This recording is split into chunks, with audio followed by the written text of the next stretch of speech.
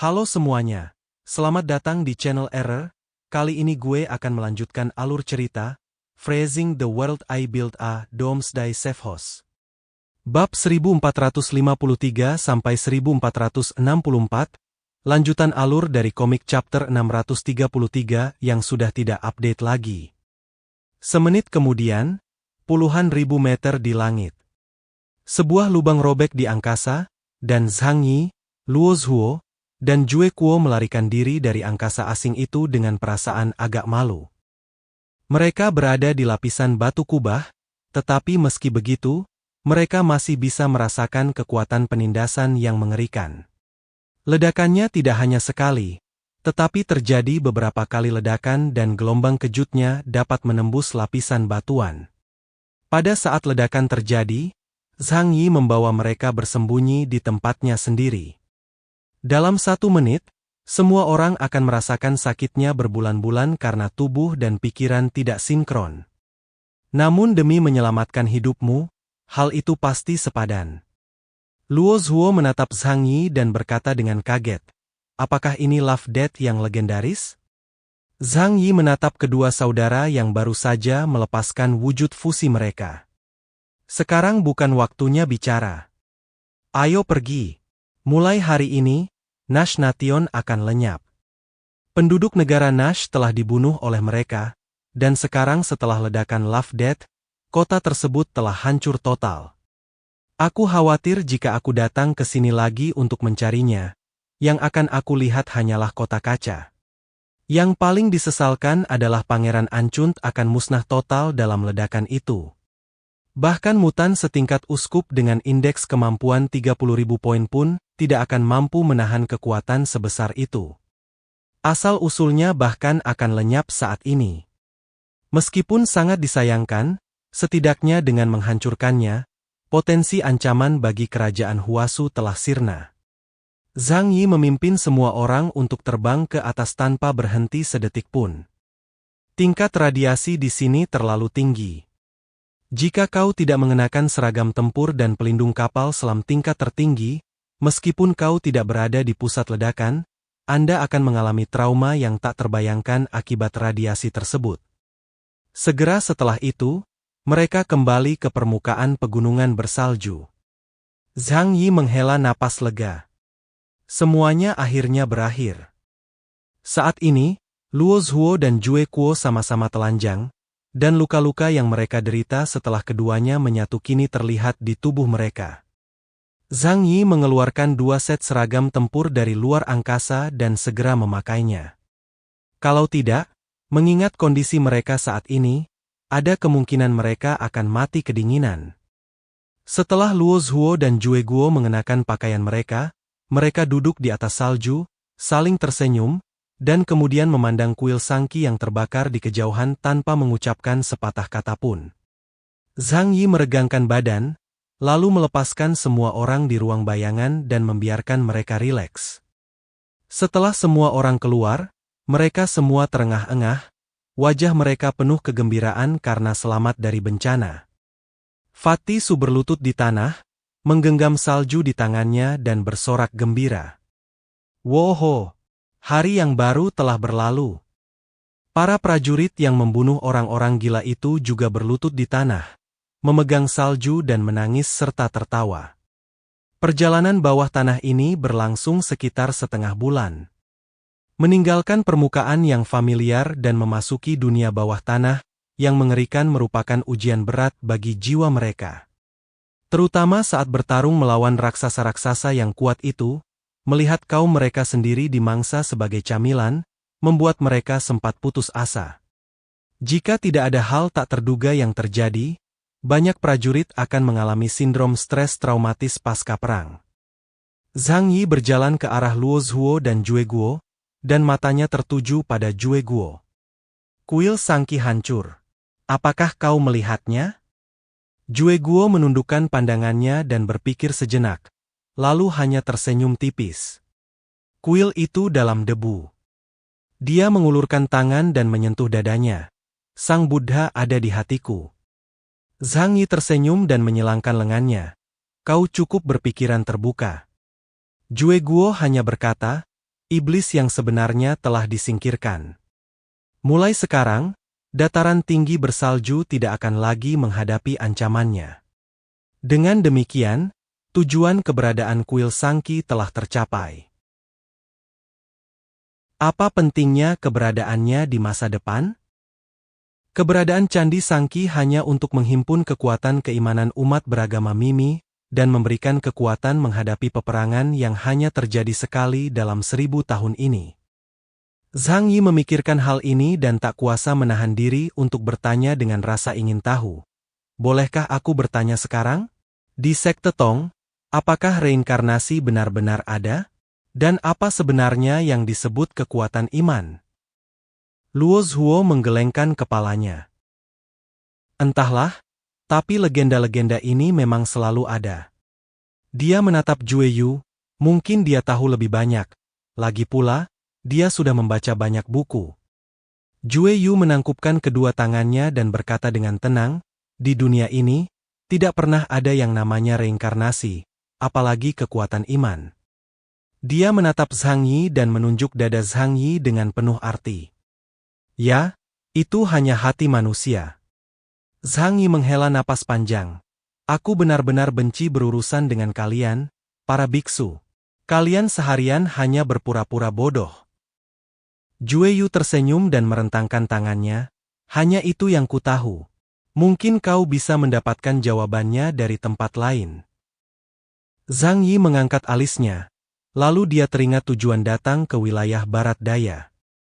Paji Gesang berjanji kepadanya bahwa setelah masalah itu selesai, ia akan memberinya salinan, epos Raja Gesar, yang sangat berharga bagi keluarga mereka. Zhang Yi melipat tangannya dan berencana pergi mencari Paji Gesang. Jadi dia mengucapkan selamat tinggal pada Jue dan Luo Zhuo. Sampai jumpa lagi jika kita beruntung. Hari ini, Gaoqian Negeri Salju telah menjadi kacau balau karena gerakan perlawanan. Ia tidak ingin terlibat dalam kekacauan di sini, jadi ia akan pergi segera setelah mendapatkan salinan, epos Raja Gesar. Tunggu sebentar, aku punya permintaan. Jue Qiu tiba-tiba memanggil Zhang Yi. Zhang Yi menoleh dan menatapnya. Apakah ada hal lainnya? Jue Yu berdiri, menangkupkan kedua tangannya dan membungkuk pada Zhang Yi. Aku harap kau mengizinkanku bertemu gadis itu lagi.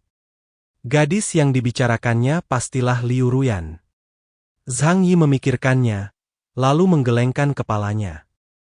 Aku tahu kau membencinya karena berbohong padamu, tapi maaf, dialah yang kubawa ke sini. Jadi, kalau kau punya masalah, kau bisa datang padaku daripada mencari masalah dengannya. Mendengar perkataan Zhang Yi, Jue Yu tersenyum dan menggelengkan kepala, lalu berkata kepada Zhang Yi dengan tatapan tulus, "Yang mulia salah paham. Saya tidak ingin membalas dendam padanya. Saya hanya ingin membicarakan sesuatu dengannya." Zhang Yi menatap Jue Yu selama 10 detik penuh. Setelah memastikan tidak ada niat membunuh di mata orang ini, dia berkata, "Baiklah, saya bisa meminta pendapatnya." Dia minggir dan meminta Muyan membawa Liu Ruyan keluar. Kemudian dia memberitahu Ruyan Liu tentang permintaan Jue. Dia ingin bertemu denganmu. Zhang Yi menyentuh hidungnya. Kau tahu, dia dulunya seorang samanera yang murni dan polos. Jadi, dia pasti punya perasaan khusus padamu. Biksu ini orang baik, hanya sedikit bodoh. Dia ingin bicara denganmu, kalau kau tidak mau, kau bisa menolaknya. Mendengar ini, Liu Ruyan menatap Zhang Yi dengan tatapan rumit, lalu menatap Jue Yu yang berdiri di salju di kejauhan, diam-diam menunggu jawaban. Dia menggigit bibirnya, berpikir sejenak, lalu mengangkat kepalanya dan menatap mata Zhang Yi dengan serius. Aku ingin berbicara dengannya. Zhang Yi menyilangkan tangannya. Ia tidak tahu seperti apa hubungan antara kedua orang itu. Seorang Buddha hidup yang melanggar sumpahnya, seorang wanita yang bergaul dengan pelacur, sulit bagi orang awam untuk melihat isi hati mereka. Zhang Yi mengangguk, lalu memberi jalan bagi Liu Ruyan berjalan menuju Jue Yu. Keduanya berdiri di atas salju dan mengobrol cukup lama. Yang lain sengaja menjaga jarak, tetapi menatap mereka dengan tatapan ingin tahu. Tetapi semua orang tahu bahwa Jue Yuan tidak akan menyakiti Liu Ruyan. Zhang Yi melipat tangannya dan memandang orang-orang di kejauhan.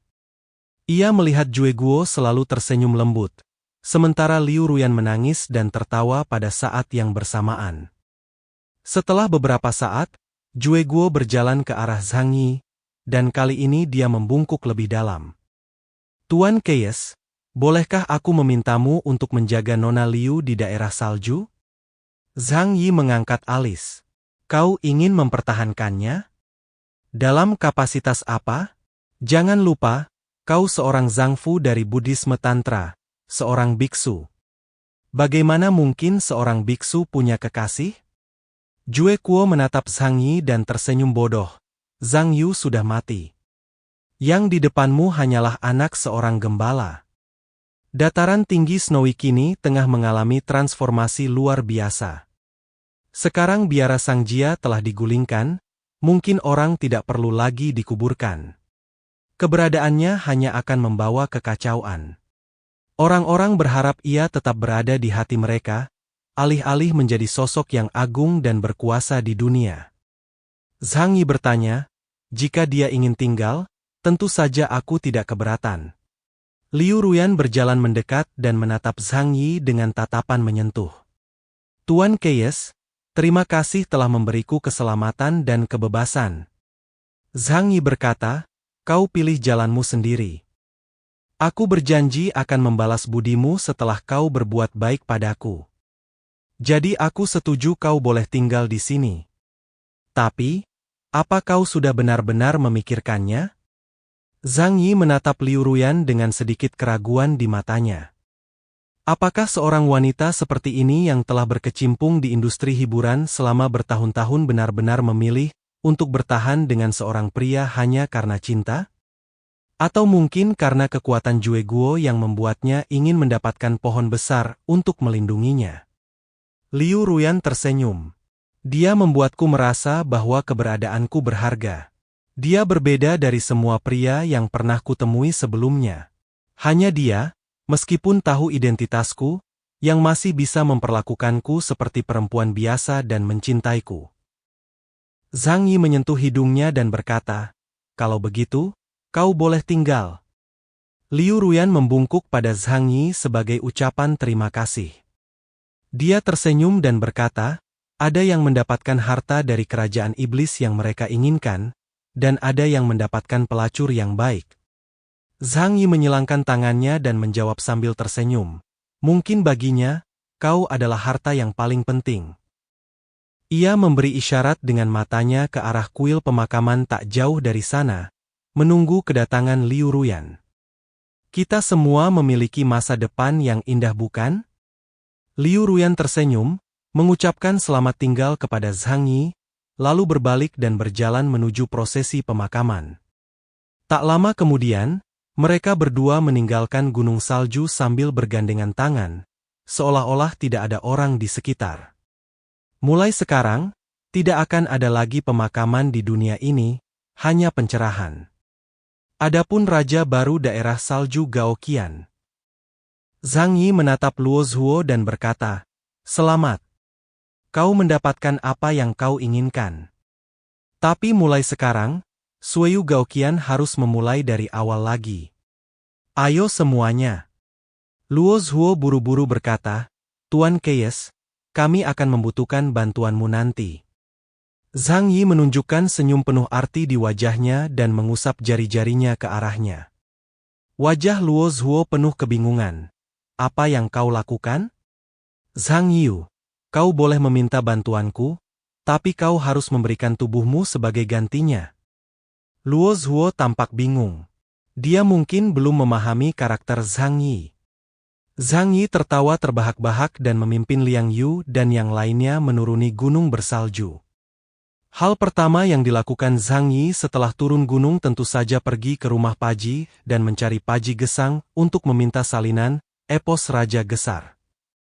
Namun saat ia tiba di rumah Pudge, Apa yang dilihatnya membuatnya sakit kepala. Keluarga Pudge tidak ada lagi. Tempat ini penuh dengan pemberontak dan budak. Mereka menduduki wilayah keluarga Pudge dan dengan bersemangat menjarah semua persediaan di sini. Halaman yang semula megah dan luas kini telah dikosongkan sepenuhnya. Orang-orang dengan senang hati pindah ke rumah mantan majikan mereka.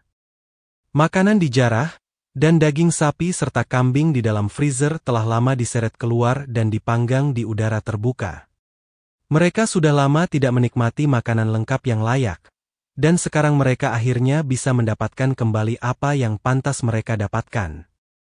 Bagaimana mungkin mereka tidak senang? Namun, jika kekacauan ini terus berlanjut, aku khawatir akan banyak orang yang meninggal. Akan tetapi, semua itu diserahkan kepada penduduk setempat untuk dikelola, dan Zhang Yi tidak peduli. Yang dipedulikannya adalah kemana Paji Gesang pergi?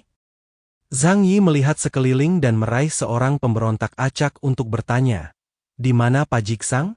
Apakah dia sudah mati?"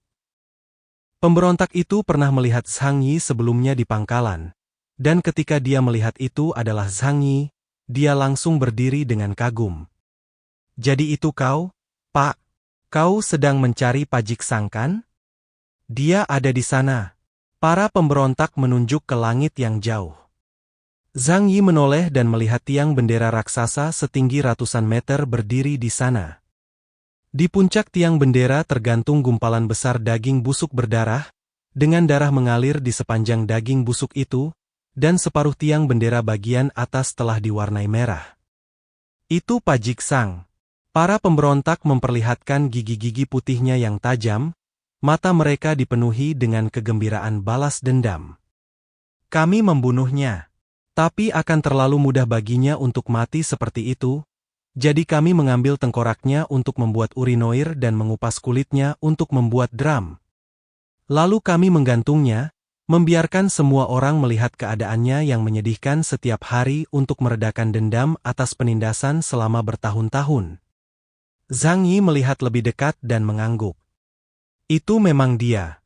Meskipun aku tidak dapat melihat wajah lelaki itu dengan jelas, sungguh sulit menemukan seseorang yang gemuk seperti dia di dataran tinggi bersalju itu. Zhang Yi mengerutkan kening. Ia tidak bersedih atas kematian Paji Gesang, tetapi ia harus berusaha lebih keras untuk menemukan salinan epos Raja Gesang.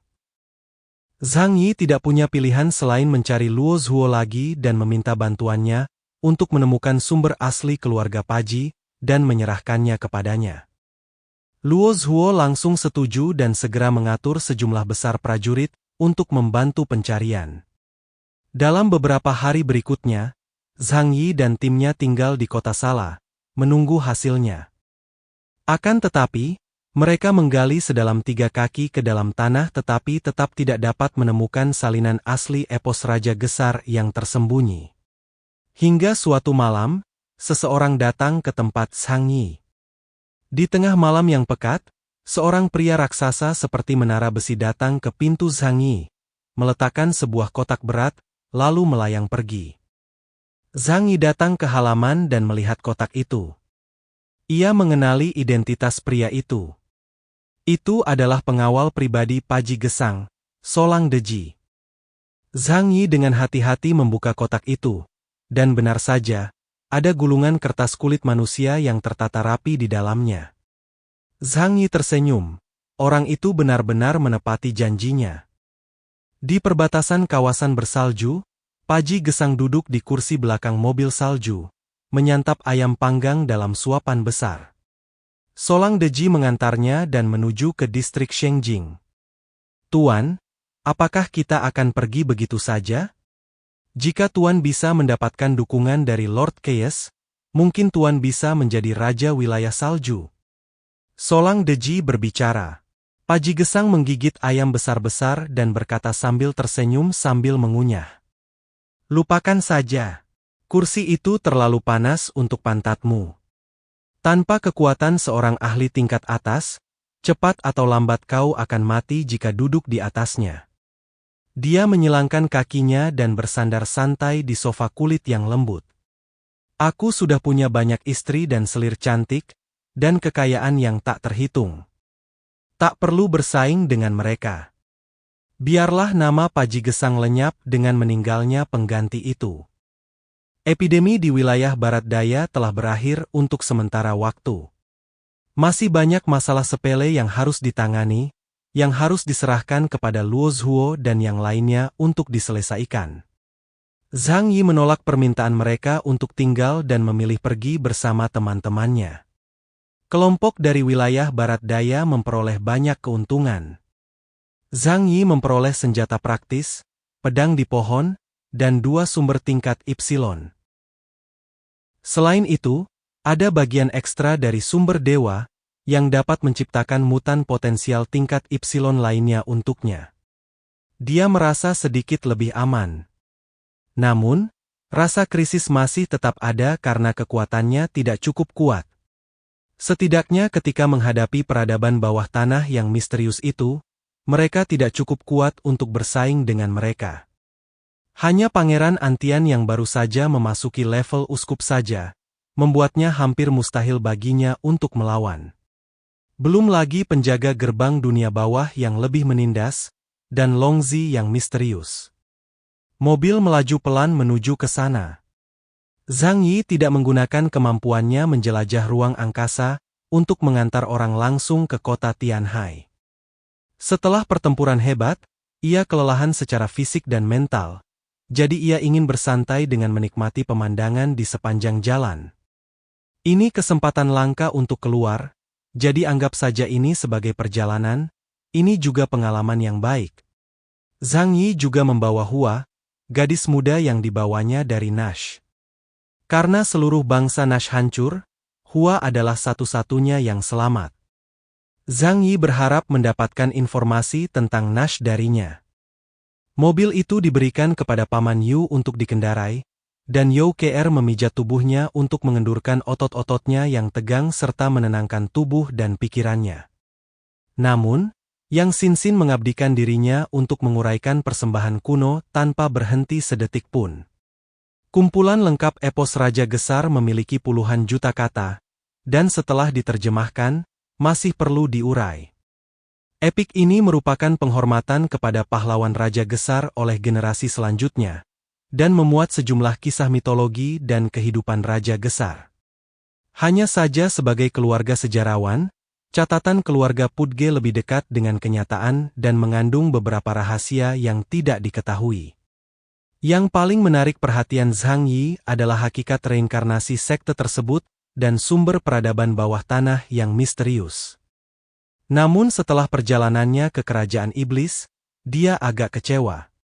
Faktanya, yang disebut negara iblis di sekte sebelumnya sebenarnya adalah manusia yang ditransformasi oleh kekuatan suku bermata 3.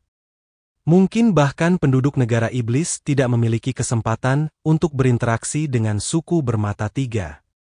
Informasi ini perlu disortir dan dianalisis dari data yang diperoleh dari Demon Country. Tidak lama kemudian, Zhang Yi dan teman-temannya kembali ke kota Tianhai. Meskipun mereka baru pergi selama sebulan, Zhang Yi dan yang lainnya merasa waktu itu sangat lama.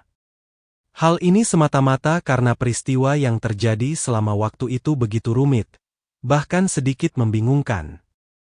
Hal pertama yang mereka lakukan adalah pulang ke rumah, dan kata-kata itu melompat keluar dengan gembira untuk menyambut mereka.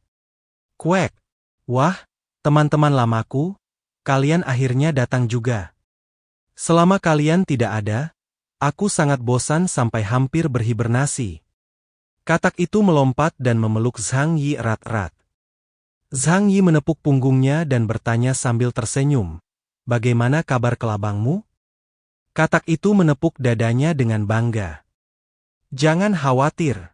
Aku ahli beternak serangga. Mereka semua montok dan gemuk sekarang. Kalau ada yang nakal, akan kumasukkan ke mulutku dan kumakan. Aku jamin yang tertinggal akan jinak dan berkualitas baik."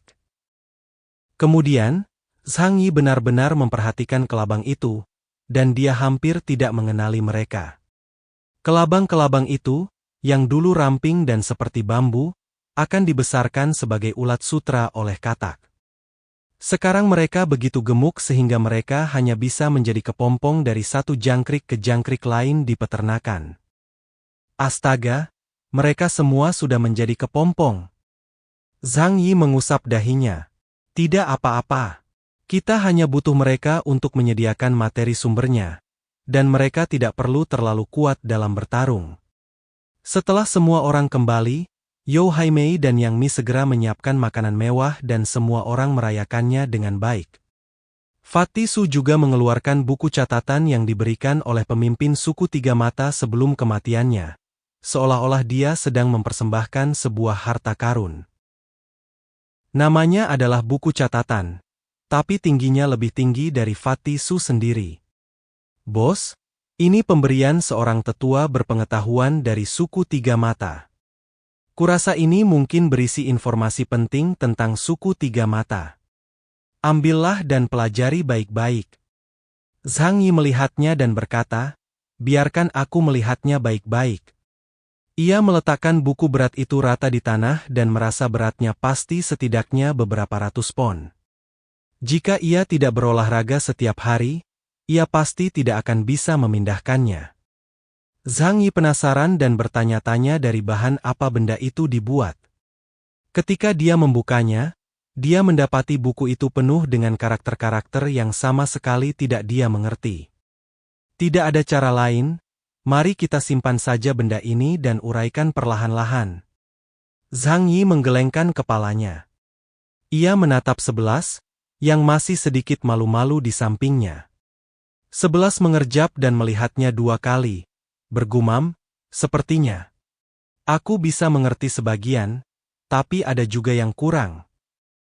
Sebagai manusia di negara Nash, mereka hanyalah hewan peliharaan dan makanan, dan kemampuan mereka untuk mengenali kata-kata sangat kurang.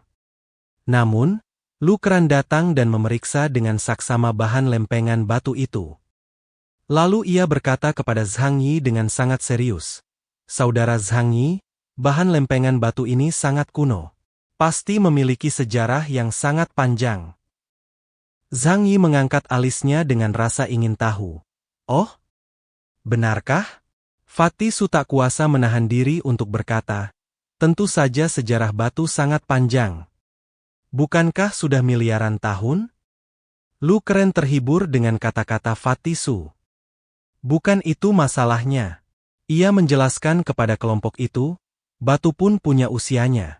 Kotoran yang mengendap di bawah tanah cukup lama akan menjadi batu padat. Dia menunjuk ke arah prasasti batu misterius itu dan berkata, sekilas saja aku tahu bahwa prasasti batu ini berusia sekurang-kurangnya jutaan tahun.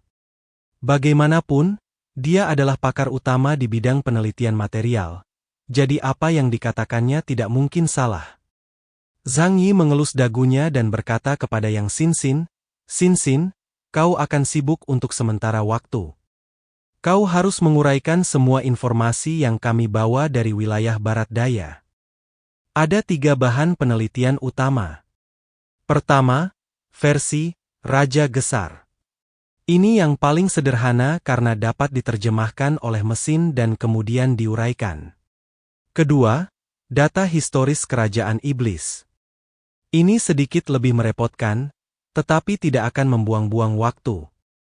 Lagi pula, Kerajaan Iblis juga merupakan transformasi penduduk wilayah bersalju Gaoqian. Data historisnya paling lama beberapa ribu tahun, dan karakter, juga merupakan huruf Sansekerta Tantra kuno. Yang ketiga agak lebih sulit, yaitu buku catatan yang diperoleh Fatty Su dari Suezong, dan prasasti batu kuno misterius di dalamnya. Mata Yang Xin berbinar-binar karena kegembiraan, yang merupakan kegembiraan mengintip rahasia zaman kuno. Jangan khawatir, kakak, serahkan saja semuanya padaku.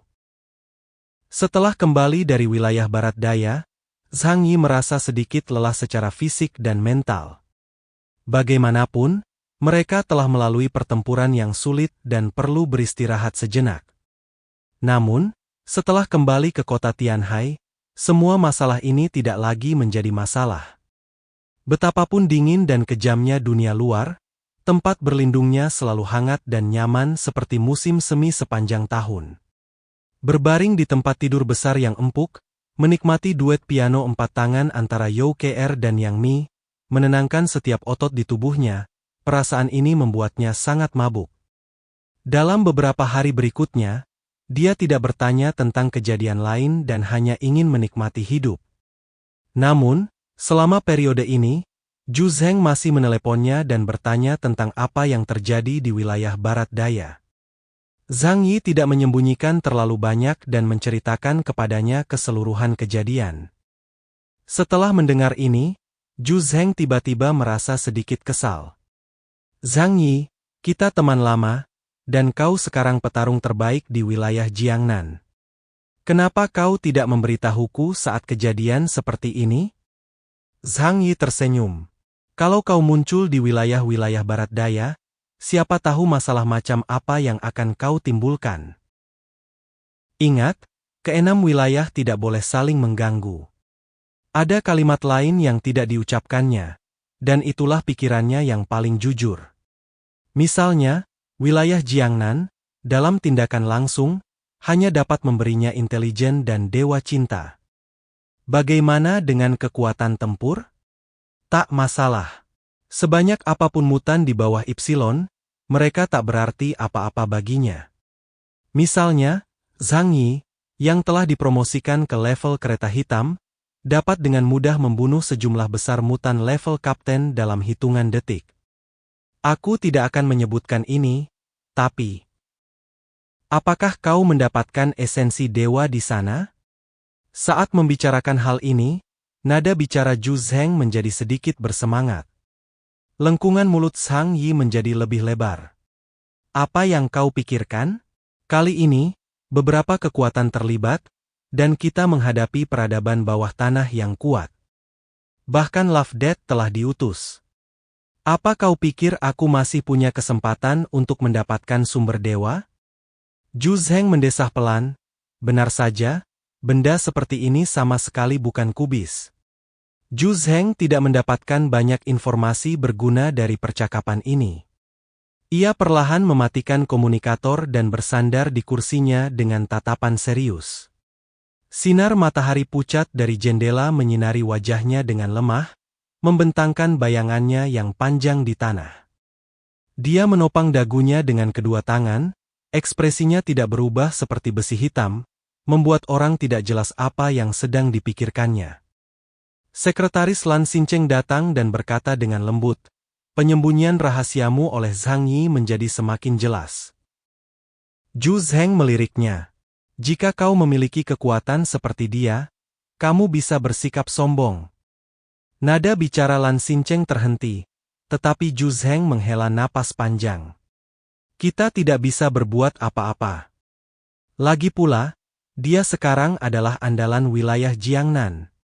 Setelah era mutasi besar tiba, dunia ini didominasi oleh para mutan. Satu-satunya dewa kematian yang bisa kita andalkan, cinta, sebenarnya sangat tidak stabil dan tidak bisa digunakan sembarangan. Lan Xincheng tidak dapat menyangkalnya. Belum lagi Ipsilon. Pada awalnya, sekelompok orang luar biasa yang dipimpin oleh Gao Changkong hampir menerobos masuk ke pusat komando tempur dan membunuh Zhu Zheng, Panglima tertinggi wilayah Jiangnan. Kita butuh Ipsilon kita sendiri. Lan Xincheng berkata dengan nada serius. Zhu Zheng mengangkat sudut mulutnya sedikit.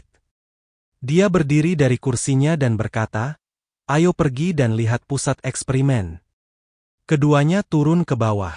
Departemen Penelitian Ilmiah yang dipimpin Li Lingsui terletak di bawah pusat komando tempur.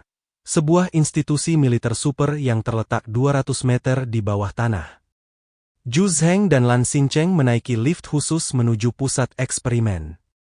Ini adalah bangunan putih besar, bagaikan adegan dalam film fiksi ilmiah, dijaga oleh mutan berseragam tempur hitam. Seragam tempur yang mereka kenakan adalah sesuatu yang belum pernah dilihat Zhang Yi sebelumnya. Tim investigasi baru. Para personel eksperimen di dalam sudah terbiasa dengan kedatangan Zhu Zheng, dan segera seorang peneliti wanita dengan rambut sebahu datang menyambut mereka. Komandan. Zhu Zheng mengangguk. Bagaimana kemajuan percobaannya? Peneliti perempuan itu minggir untuk memberi jalan. Semuanya berjalan tertib sesuai rencana yang telah ditetapkan. Dengan kecepatan saat ini, kita diharapkan mencapai terobosan dalam eksperimen 238. Zhu Zheng mengikutinya ke depan melalui koridor putih yang panjang dan sempit. Meskipun ia tidak melihat apapun di permukaan, sistem intelijen internal sebenarnya telah mengidentifikasi identitas mereka berkali-kali di sepanjang jalan. Jika mereka menemukan sesuatu yang salah, lembaga yang kuat akan menyerang mereka. Akhirnya mereka sampai di sebuah laboratorium yang sangat besar. Li Lingsue, Direktur Departemen Penelitian Ilmiah, mengenakan jas putih dan berdiri di depan jendela kaca dengan tatapan serius, mendongak dan menatap ke depan. Belasan peneliti di sekitar sibuk mengoperasikan bangku uji dan instrumen.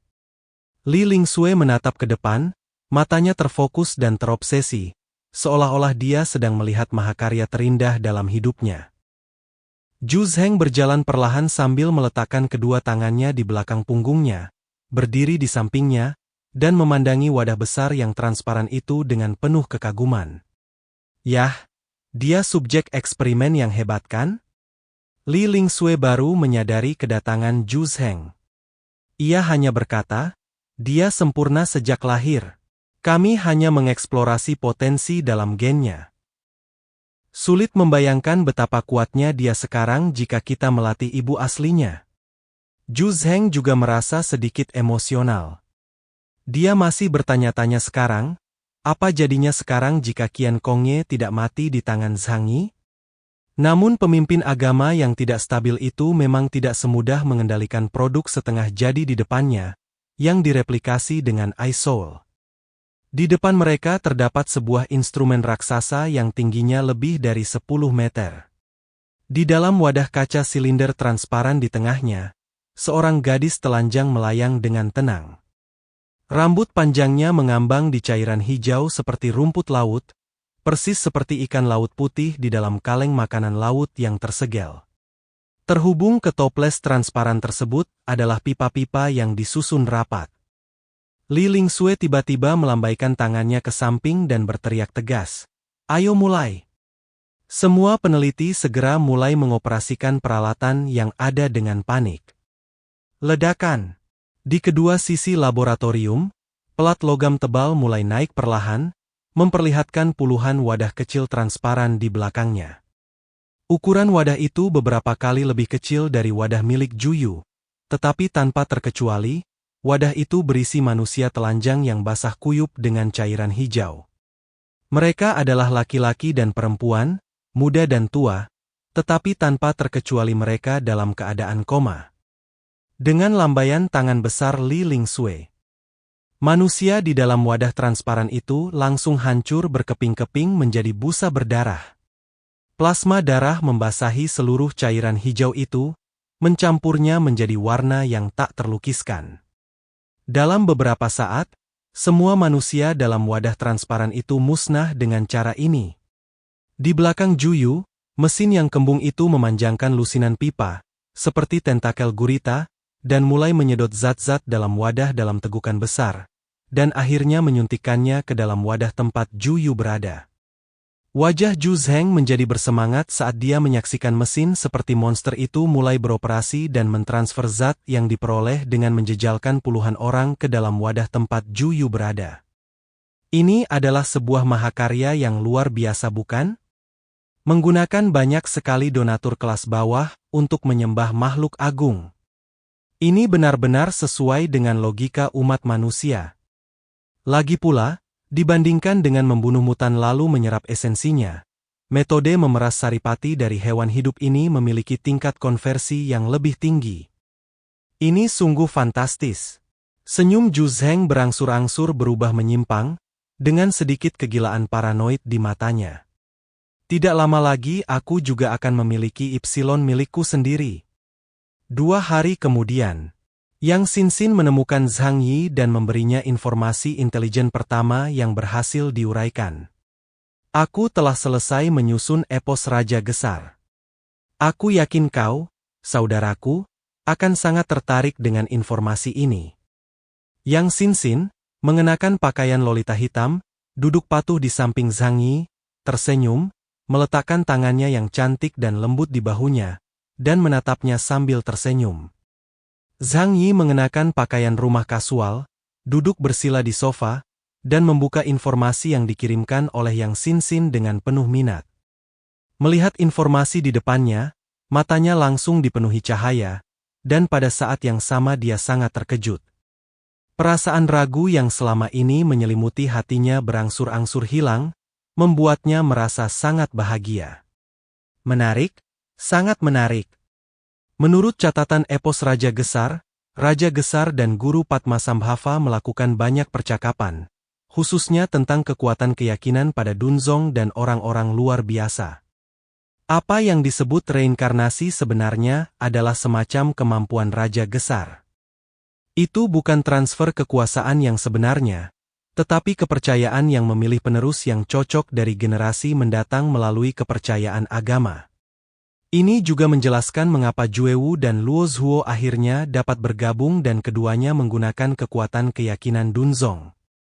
Selama pertempuran yang menentukan dengan Pangeran Anchente, pengurus jenazah mengatakan bahwa dia adalah Guru Padmasambhava, mungkin karena Guru Padmasambhava telah membantu Raja Gesar menekan kerajaan iblis. Arti kalimat ini adalah bahwa Zhang Yi adalah calon penolong idealnya. Jika kau adalah pengguna Nen tingkat atas, kau tentu bisa mewariskan keyakinanmu ke generasi mendatang melalui darah atau keyakinan. Zhang Yi bergumam. Yang Sinsin duduk di sampingnya dengan kaki ditekuk, kaki kecilnya yang terbalut stoking hitam menjuntai lembut. Menurutku, rekaman paling menarik di sini adalah tentang kekuatan supernatural dan menara iblis 9 lantai. Dia membantu Zhang Yi memeriksa informasi yang agak rumit, menemukan halaman yang relevan, dan kemudian menunjuk teks di halaman tersebut agar Zhang Yi melihatnya. Dalam pemahaman Raja Gesar dan Guru Padmasambhava, orang-orang luar biasa lahir dari kelompok etnis yang besar. Semakin besar kelompoknya, semakin kuat keyakinan kolektif yang lahir. Kekuatan ini pada akhirnya akan terpusat pada satu orang, menjadikannya anak takdir. Ia memutar bola matanya dan berkata, dulu, di dataran tinggi bersalju, kerajaan iblis menguasai negeri itu dan memperbudak rakyat. Raja Gesar pun lahir. Ia lahir di bawah inspirasi kepercayaan ini dan memiliki kekuatan yang cukup dahsyat untuk menggulingkan kerajaan iblis. Ketika Zhang Yi mendengar Yang Sinsin mengatakan ini, dia tidak dapat menahan diri untuk berpikir tentang orang-orang aneh yang dilihatnya di sekitarnya. Namun, setelah kiamat, apakah keyakinan manusia cukup kuat untuk memunculkan begitu banyak mutan? Dia menggelengkan kepalanya. Aku tidak mengerti mutans, tapi apakah aku mengerti manusia? Satu-satunya keyakinan mereka adalah menjaga diri mereka tetap hidup. Mereka tidak akan berdoa agar makhluk lain menjadi lebih kuat lalu menghancurkan mereka. Ini pada dasarnya berbeda dari zaman kuno yang kacau. Orang-orang lebih rasional dan lebih egois. Yang Sinsin tersenyum dan mengangguk. Kakak, aku juga berpikir begitu. Jadi, dia menunjuk ke menara iblis 9 lantai. Deskripsi mereka tentang menara iblis 9 lantai memberiku beberapa petunjuk. Zhang Yi menatapnya dengan saksama. Materi tersebut berisi deskripsi pagoda iblis 9 tingkat karya Raja Gesar dan Guru Lianxi. Ia lahir di era kerajaan iblis. Imam besar kerajaan iblis mengikuti keinginan iblis dan memerintahkan orang-orang untuk membangun menara tinggi dan mempersembahkan korban dengan daging dan darah. Tingkat pengorbanan tertinggi adalah manusia dengan bakat khusus. Air dengan darah, buat alat musik dengan kulit dan tulang untuk menyenangkan iblis, dan tunjukkan ketulusan kepada iblis dengan pembunuhan berdarah. Singkatnya, pembangunan setiap menara iblis setinggi 9 lantai disertai dengan kematian banyak orang. Sinsin, bagaimana menurutmu? Zhang Yi bertanya. Tatapan mata yang Sinsin berangsur-angsur menjadi lebih dalam, dan senyum di bibirnya menjadi jauh lebih intens. Dugaanku, itu jantung manusia. Dia mengelus dadanya yang tampak agak datar. Kakak, apakah kau masih ingat apa yang Jue Qiu katakan kepadamu saat kita berpisah? Zhang Yi mengenang masa itu dan bergumam. Di dunia ini, tidak pernah ada yang namanya reinkarnasi, apalagi kekuatan iman. Ya, itu hanya hati manusia. Dia tiba-tiba menyadari. Maksudmu, kekuatan supranatural itu berasal dari kekuatan pikiran manusia. Yang Xin berkata, pernyataan ini agak metafisik dan sulit dijelaskan. Namun, kita bisa membayangkannya seperti ini. Manusia memiliki energi khusus tertentu. Di dalam diri seseorang, kekuatan ini sangat lemah. Tentu saja, karena populasi manusia begitu besar, akan selalu ada beberapa individu istimewa yang secara inheren memiliki energi istimewa yang jauh lebih kuat. Mereka adalah mutan dari surga. Dulu, kita mengira mereka adalah negara adikuasa. Zhang Yi mengangguk, dan perlahan mengerti. Jadi, menara iblis 9 lantai, atau bahkan piramida ungu di dunia bawah tanah yang pernah kulihat, sebenarnya adalah pengumpul energi. Mereka ada untuk mengumpulkan energi khusus ini dalam jumlah besar dari manusia. Oleh karena itu, mereka perlu menjalani pengorbanan berdarah untuk melepaskan energi dari tubuh manusia melalui pembunuhan. Ada beberapa hal yang, jika kau memikirkannya, kebenarannya akan terungkap. Zhang Yi tiba-tiba mengangkat kepalanya, menatap Yang Xin dengan heran dan berkata, itulah sebabnya, setelah kiamat, begitu banyak orang aneh tiba-tiba muncul di dunia ini. Karena semakin banyak orang yang meninggal, semakin banyak energi khusus mereka yang akan hilang, sehingga menciptakan medan energi yang sangat besar. Orang lain yang menyerap kekuatan ini akan menjadi mutan. Lebih jauh lagi, selama kiamat berlanjut, semakin banyak orang yang mati, semakin tinggi kemungkinan para penyintas akan bermutasi, dan mereka akan menjadi semakin kuat. Senyum misterius muncul di bibir Yang Xin. Dia memeluk kakinya dan duduk di sofa sambil melirik ke arah Zhang Yi. Kakak, kau sangat cerdas. Penjelasan ini pada dasarnya sesuai dengan semua yang telah kita alami sejauh ini. Namun, kebenaran di balik situasi ini mungkin tidak sesederhana itu. Kita membutuhkan lebih banyak intelijen untuk mendapatkan pemahaman yang mendalam tentang masalah ini. Semakin mendalam percakapannya dengan Yang Xin, semakin Zhang Yi merasa kagum terhadap kekuatan super dan munculnya kiamat. Awalnya, dia pikir itu semua kebetulan. Tetapi saat ia mengenal dunia lebih dalam, sisi hatinya yang bodoh menjadi lebih luas, dan rasa kagumnya menjadi tak terkendali.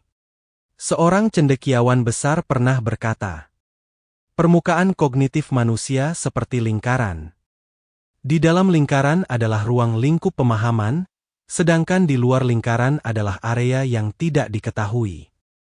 Jadi semakin banyak ilmu yang dimiliki seseorang, maka akan semakin menyadari pula kebodohannya sendiri. Zhang Yi memegang dagunya, memikirkan pengalaman masa lalunya, dan tiba-tiba memiliki tebakan yang berani.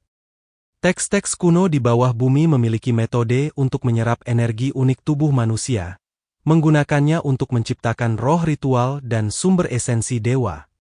Mungkinkah manusia melakukan hal yang sama? Ia memandang Yang Xin dan berkata, lihat, bahkan peradaban terbelakang seperti Nash, yang tidak mengembangkan sains, memiliki menara iblis 9 lantai yang dapat mengumpulkan energi. Dengan teknologi manusia kita saat ini, seharusnya tidak sulit untuk membuatnya. Yang Xin menatap Zhang Yi, pupil matanya yang gelap memancarkan cahaya menakutkan seperti permata hitam. Kakak, memang ada kemungkinan seperti itu.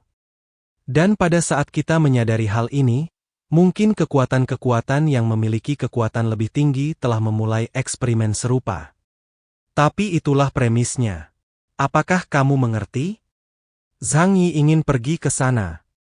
Bahkan pada tahap awal kiamat, pangkalan Xishan di kota Tianhai telah memulai eksperimen manusia.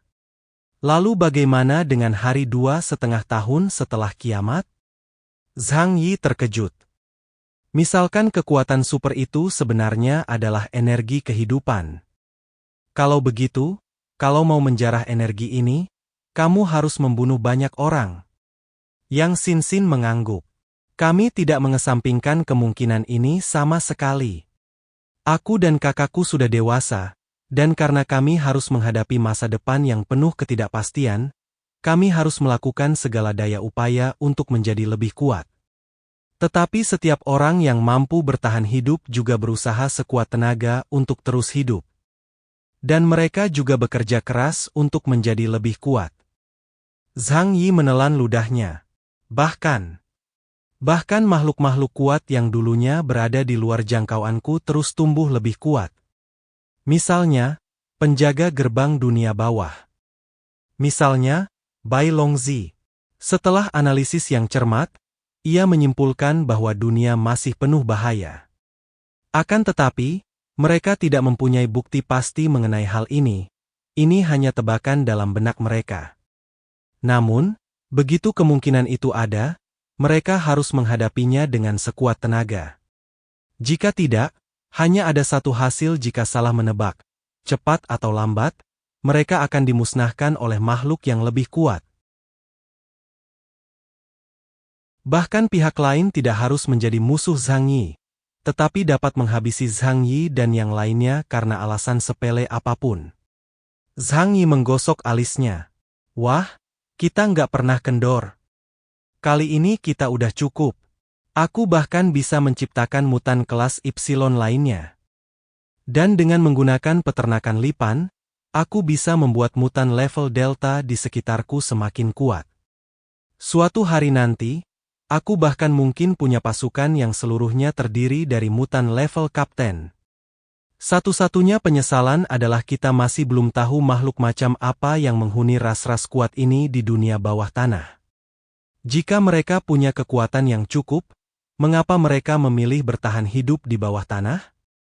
Semua ini hanya akan diketahui setelah kita menguraikan informasi yang diperoleh negara Nash. Pada saat ini, Yao Kr datang ke ruang tamu dan berkata kepada Zhang Yi sambil tersenyum. Operasinya sudah siap. Kapan kita bisa mulai menangani tahanan itu? Zhang Yi menepuk kepalanya saat mendengar ini. Aku hampir lupa tentang orang itu. Perjalanan ke wilayah barat daya membuahkan banyak hal, termasuk seseorang yang masih hidup. Bors sang ksatria hijau, anggota ksatria meja bundar.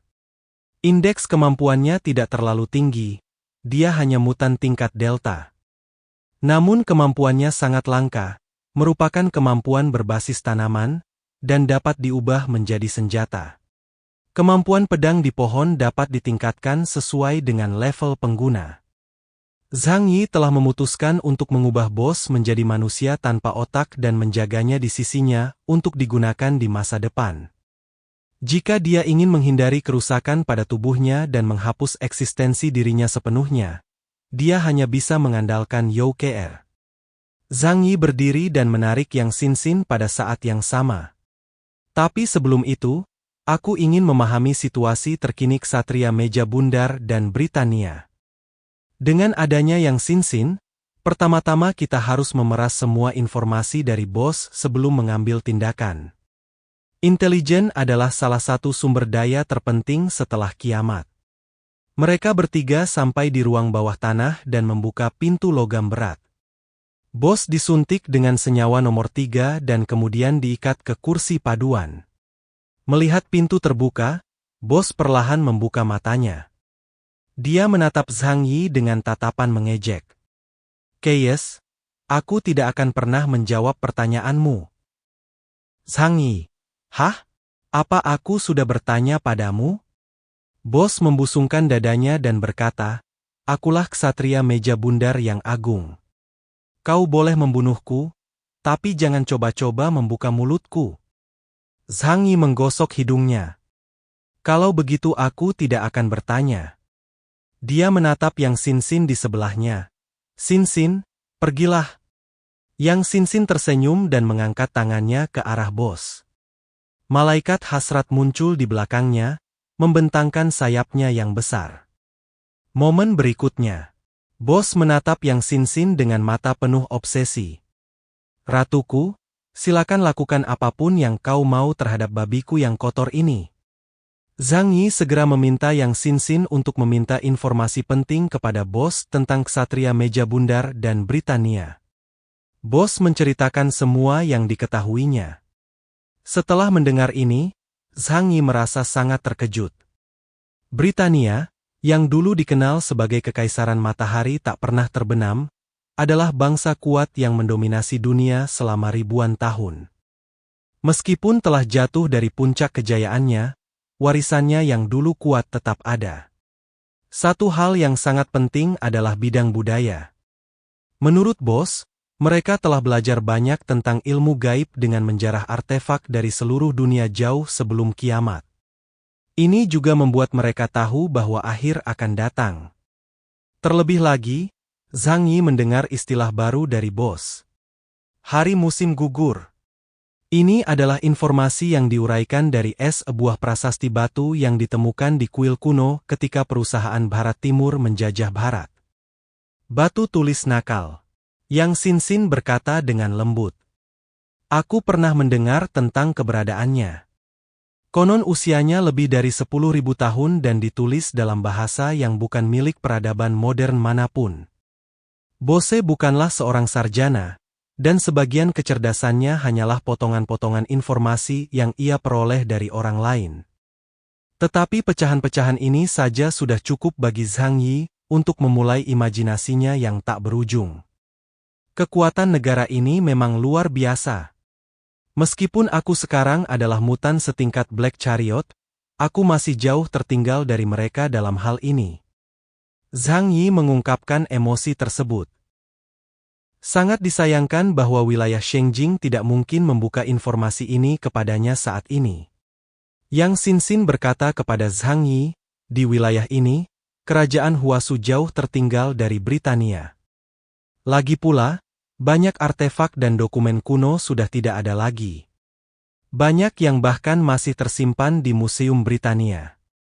Alis Zhang Yi terangkat, dan dia menatap bos dengan sinis. Sepertinya jika ada kesempatan, kita bisa pergi ke Britania dan mengambil kembali apa yang menjadi milik kita. Bos terus menjawab pertanyaan Yang Xinxin dengan hormat. Kekuatan nasional Britania Raya tidak boleh diremehkan. Meskipun wilayahnya tidak luas, fondasinya sangat kuat. Berkat persiapan mereka yang memadai, kerusakan yang mereka derita setelah kiamat berada dalam kisaran yang dapat diterima. Satu-satunya korban adalah warga sipil yang ingin dibasmi oleh atasan mereka. Adapun cadangan Love Death, mereka bahkan tidak kalah dengan kerajaan Huasu. Negara yang tua dan kuat di dunia ini kini sepenuhnya mampu berdiri kokoh di dunia.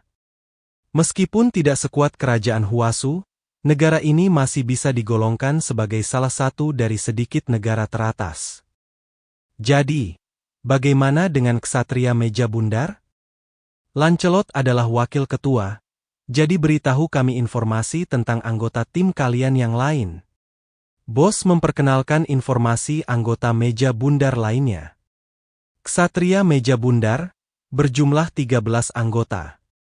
Hanya ada 6 orang yang datang ke Snowy Plateau kali ini, dan ada 7 orang lainnya, yaitu pemimpin Raja Arthur, Arthur Pendragon, Ksatria Suci Percival, Ksatria Besi Kai, Ksatria Matahari Gawain, Ksatria Berkabung Tristan, Ksatria Perak Ungu Bedivere, Ksatria Setia Harris. Selain itu, ada tokoh kuat di kerajaan yang tidak berafiliasi dengan Ksatria Templar dan statusnya hanya kalah dari Raja Arthur. Penyihir Istana Merlin. Orang-orang ini, termasuk 6 orang dari wilayah Barat Daya, adalah mutan terkuat di Britania saat ini. Zhang Yi bertanya dengan serius, bagaimana dengan kekuatan mereka? Bos menjawab, 6 ksatria di atas, kecuali wakil Kapten Lancelot, lebih kuat dari kita secara keseluruhan. Merlin bahkan lebih kuat dari Lancelot. Aku hanya mendengar rumor tentang ini, karena beberapa bulan yang lalu, Lancelot menantang Merlin dan dikalahkan. Zhang Yi mengerutkan kening ketika dia tidak mendengar bos menyebutkan Raja Arthur. Jadi, bagaimana dengan rajamu? Apa kekuatannya? Ekspresi kekaguman tampak di wajah bos. Kekuatan raja begitu hebat, aku bahkan tidak bisa membayangkannya. Dia telah membawa kita ke alam bawah tanah rahasia 2 kali, dan berhasil memperoleh harta karun rahasia di bawah tanah. Dalam suatu operasi, Lancelot menantang Raja untuk bertarung pedang. Raja mengalahkan Lancelot hanya dengan 1 tebasan pedang. Tatapan mata Zhang Yi menjadi lebih dalam. Orang terkuat di Britania memiliki semua sumber daya kerajaan yang kuat, jadi kekuatannya pasti mengerikan. Saat itu, Lancelot belum mendapatkan asal-usul Kilidoan. Agar Raja Arthur dapat mengalahkannya dengan 1 pedang, tanpa memperhitungkan batasan atribut, indeks kemampuannya harus mencapai setidaknya 25.000 poin. Saat Zhang Yi tengah memikirkan bagaimana cara menghadapi Raja Arthur seandainya suatu hari dia bertemu dengannya, kata-kata bos berikutnya membuatnya tertegun. Raja Arthur, dialah kebanggaan keluarga Levent kita. Dialah saudara yang paling aku banggakan. Ekspresi Boes sangat gembira, dan menyebut nama Raja Arthur bagaikan melakukan ziarah. Zhang Yi tiba-tiba menatapnya. Oh? Apakah kau saudara Raja Arthur? 10 ksatria meja bundar, termasuk Raja Arthur dan Merlin, tentu saja tidak memiliki nama asli ini. Mereka semua diberi nama berdasarkan tokoh legendaris, seperti nama sandi Zhang Yi Kees. Boes mengangguk dan berkata bahwa dia dan Raja Arthur berasal dari keluarga Levent. Tidak heran, tidak heran. Zhang Yi teringat akan ekspresi aneh Lancelot saat dia bersikeras membawa Lancelot bersamanya, dan langsung mengerti apa maksudnya saat itu. Yau Keer bertanya dengan lembut, karena saudaranya adalah yang terkuat di Britania, haruskah kita mengirimnya kembali ke Tang? Lagi pula, berurusan dengan orang seperti itu bisa menimbulkan banyak masalah di masa depan. Sesuai dengan karakter Zhang Yiguo, dia tidak akan mudah memprovokasi seseorang yang dia tidak yakin bisa mengatasinya. Namun kali ini, Zhang Yi menggelengkan kepalanya tanpa ragu sedikit pun. Tidak, aku tidak akan mengirim orang ini kembali. Yau Keer menatap Zhang Yi dengan heran. Zhang Yi menatap Bosi dengan tenang dan berkata, kali ini, orang-orang Britania telah berhasil mencapai wilayah negeri Huasu.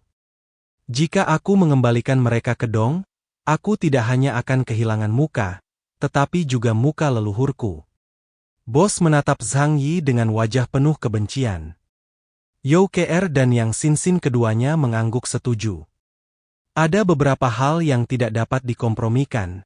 Ini adalah prinsip dasar. Pertanyaan terakhir adalah tempat rahasia apa yang telah ditemukan Britania. Di belahan planet lain, Zhang Yi tidak tahu apa yang terjadi di Eropa. Bos menjawab, kami menemukan reruntuhan Atlantis, dan Raja sendiri memimpin tim yang berpartisipasi dalam penyelidikan gua mayat di Katedral Notre Dame. Bagaimana dengan simpulnya? Bos mendesah, kekuatan umat manusia saat ini masih terlalu kecil ketika menghadapi keberadaan yang tidak diketahui itu. Ia juga mengakui bahwa bangsa Nash di bawah wilayah barat daya adalah peradaban bawah tanah terlemah yang pernah ditemuinya. Bahkan dengan keberadaan Pangeran Amrit yang mengerikan, mereka masih memiliki secercah harapan untuk menang. 2 kali sebelumnya, mereka, termasuk Raja Arthur, hampir binasa. Perasaan putus asa dan tak berdaya itulah yang ingin ia alami untuk pertama kali dalam hidupnya. Namun, kedua pengalaman mendekati kematian itu juga memberi mereka pahala yang besar, termasuk dari esensi dewa. Esensi dewa. Dunia bawah tanah sepertinya tidak terlalu peduli dengan hal semacam ini. Bangsa Nash bahkan menggunakannya sebagai hiasan. Mustahil bagi mereka untuk tidak merasakan kekuatan istimewa yang terkandung di dalamnya. Apakah ada alasan untuk ini? Zhang Yi bergumam pada dirinya sendiri dengan rasa ingin tahu. Tidak ada lagi informasi berguna yang bisa keluar dari mulut bos. Zhang Yi melambaikan tangan ke arah Yau Keer, operasi dia. Aku hanya butuh pedang berbentuk manusia. Youker tersenyum dan mengangguk. Aku berjanji, selain kehilangan pikirannya sendiri, dia bisa tetap menjalani aktivitas fisiologis normal. Dia bahkan bisa meningkatkan kemampuannya seperti yang lain. Dengan begitu, seni bela dirimu akan terus berkembang. Ketika bos mendengar rencana Zhang Yi, dia menjadi pucat karena ketakutan. Dia segera memohon belas kasihan. Tidak. Jangan bunuh aku sebenarnya sangat penurut. Aku bisa mengikutimu di masa depan. Kakak, beri aku kesempatan. Zhang Yi menggelengkan kepalanya. Lupakan saja. Aku tidak begitu mengenalmu. Lebih baik kau mati saja. Kemudian, mengabaikan ratapan menyedihkan bos, dia secara pribadi memberinya suntikan untuk menenangkannya. Untuk memastikan tidak ada kecelakaan yang terjadi selama operasi, Zhang Yi memanggil Paman Yu untuk membantu mengawasi dan membantu Youker menyelesaikan operasi. Kurang dari setengah hari kemudian, Youker membawa mayat hidup, yang hanya tersisa tubuhnya, di hadapannya. Meskipun bos sudah mati, jasadnya masih hidup. Saat itu, ia telah menjadi sayur sejati. Youker tersenyum dan berkata kepada Zhang Yi, kita hanya perlu mengendalikan saraf otaknya melalui arus listrik, dan tubuhnya akan tetap bisa bereaksi seperti orang normal. Kekurangannya adalah dia harus buang air besar, tetapi itu bisa diatasi dengan menyuntikkan larutan nutrisi. Zhang Yi mengangguk dan meminta Muyan untuk menempatkan bos ke dalam ruang bayangan. Meskipun otaknya sudah mati, ia tetap tidak bisa dibawa ke ruang asing itu. Zhang Yi samar-samar memahami aturan penghakiman ini. Faktor-faktor yang menentukan apakah ia dapat diserap secara aktif mungkin terkait dengan kekuatan supernatural atau energi manusia. Setelah itu, ada satu hal lagi yang sangat penting untuk dilakukan. Semua orang tahu bahwa Zhang Yi memperoleh sebagian esensi dewa dari kerajaan Nash. Meskipun mereka tidak mengatakannya, semua orang menginginkannya. Lagi pula, kekuatan hampir seperti dewa yang mereka peroleh setelah dipromosikan menjadi Epsilon telah sangat membuat mereka terpesona. Namun, tak seorang pun berbicara lebih dulu. Semua orang tahu dalam hati mereka bahwa Zhang Yi tahu siapa yang paling cocok untuk mendapatkannya. Berdasarkan situasi saat ini, tidak diragukan lagi bahwa Liang Yu, sebagai faksi seni bela diri pertama di bawah Zhang Yi, adalah yang paling memenuhi syarat untuk mendapatkan sumber dewa. Zhang Yi memang seperti ini. Setelah berpikir lama, dia akhirnya memilih Liang Yu antara Liang Yu dan Lu Keren. Indeks kemampuan Lu Keren saat ini belum mencapai 9.900 poin. Bahkan jika dia diberi sumber dewa, akan butuh waktu lama baginya untuk perlahan-lahan mencapai level tersebut. Liang Yu berbeda. Dia sekarang berada dalam kondisi ekstrim, dan tingkat perkembangannya sendiri sudah sangat tinggi. Selama dia diberi kesempatan, dia akan menerobos Epsilon dengan sangat cepat. Dengan cara ini, tidak akan lama lagi tim pribadi Zhang Yi akan memiliki 3 mutan tingkat Epsilon. Ini angka yang sangat dibesar-besarkan. Kalau sampai bocor, aku khawatir semua orang di dunia ini akan iri. Meskipun saat ini, perubahan kuantitatif tidak dapat mengarah pada perubahan kualitatif, Hua-Hua yang baru dipromosikan dan Liang Yu yang semu Epsilon tidak sekuat tank putih berkekuatan 18.000. Tapi yang paling penting adalah masa depan. Selama mereka masih hidup, selama mereka terus berjuang, mereka akan terus menjadi lebih kuat. Adapun sepertiga sisanya, dia tidak menyia-nyiakannya dan memberikannya kepada Lu Keren. Ketika ketiga orang itu menerima sumber dewa dari Zhang Yi, mata mereka dipenuhi kegembiraan. Liang Yu tidak banyak bicara, tetapi pergi dengan tatapan penuh tekad, menyerap energi sumber dewa untuk menerobos batasan kunci gen sesegera mungkin. Lu Keren begitu gembira hingga dia tidak bisa berhenti menangis. Kakak, benda ini terlalu berharga. Aku sangat khawatir aku tidak layak mendapatkannya. Zhang Yi berkata kepada Lu Keran, meskipun kau tidak berpartisipasi langsung dalam pertempuran, kami semua bisa hidup tanpamu.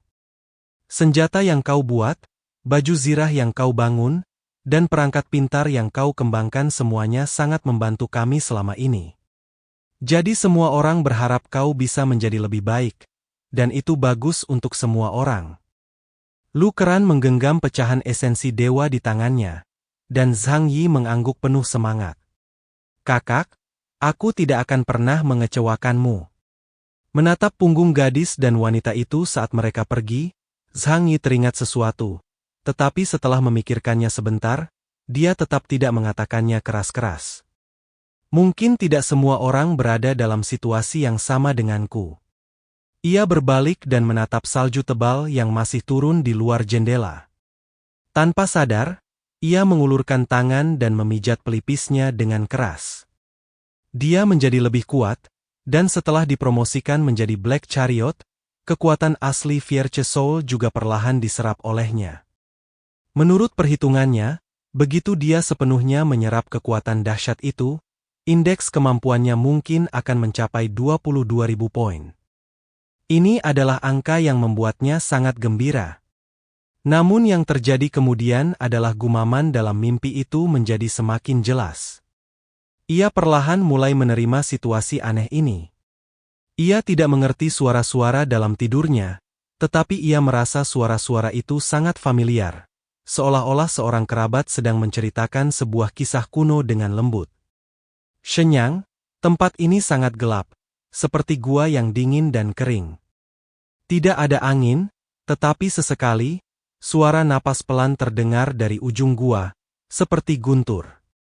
Tiba-tiba, sebuah cahaya menyala di kejauhan, dan dua sosok perlahan berjalan menuju sisi ini. Dalam kegelapan, cakar besar itu perlahan-lahan mencabut dirinya, muncul hanya sesaat, dan orang-orang dapat merasakan teksturnya yang dingin dan padat seperti besi hitam. Monster itu membuka matanya, memperlihatkan sepasang mata merah tua. Anehnya, tak ada niat membunuh di dalamnya. Malahan, ada sedikit rasa bosan, seolah-olah ia tak sabar menghadapi pendatang baru itu. Kedua lelaki itu mendekat dengan perlahan, tetapi cahaya itu tampaknya tidak mampu menyatu dengan kegelapan tempat monster itu berada, seolah-olah terhalang oleh sesuatu, seolah-olah mereka tidak ingin dimata-matai. Dua orang berdiri di sana, seorang pria dan seorang wanita, satu tinggi dan satu pendek. Pria itu berdiri di samping, memegang lampu di tangannya. Wanita berjubah hitam menatapnya dalam kegelapan dan berbicara perlahan. Jejak bawah tanah semakin jelas. Berapa banyak waktu yang tersisa bagi kita? Monster itu menatapnya dengan malas, lalu segera mulai berbicara perlahan, dan itu sebenarnya bahasa manusia. Waktu terus berjalan. Ini adalah sebuah siklus, dan sebentar lagi giliran generasi kalian. Wanita itu mengerutkan kening, tetapi terus bertanya, tidak menyerah. Apakah itu mungkin tanpa pengelakan? Monster itu mencibir. Selama bergenerasi-generasi, tak terhitung generasi manusia telah mencoba hal ini. Namun pada akhirnya, tanpa terkecuali, mereka semua gagal. Kau harus ingat bahwa musuh yang akan kau hadapi adalah eksistensi yang tak terbayangkan. Kau bahkan tidak punya kualifikasi untuk bertemu dengannya. Jadi bagaimana mungkin kamu bisa bersaing dengannya? Wanita itu terdiam cukup lama kali ini. Meskipun ia sudah menebak jawabannya dalam hati, ia tetap tidak mau menerima kenyataan pahit ini. Dia tiba-tiba mengangkat kepalanya dan menatap ke dalam kegelapan. Bahkan dewa terkuat di sukumu belum melihatnya? Yang kau bicarakan adalah Kagago.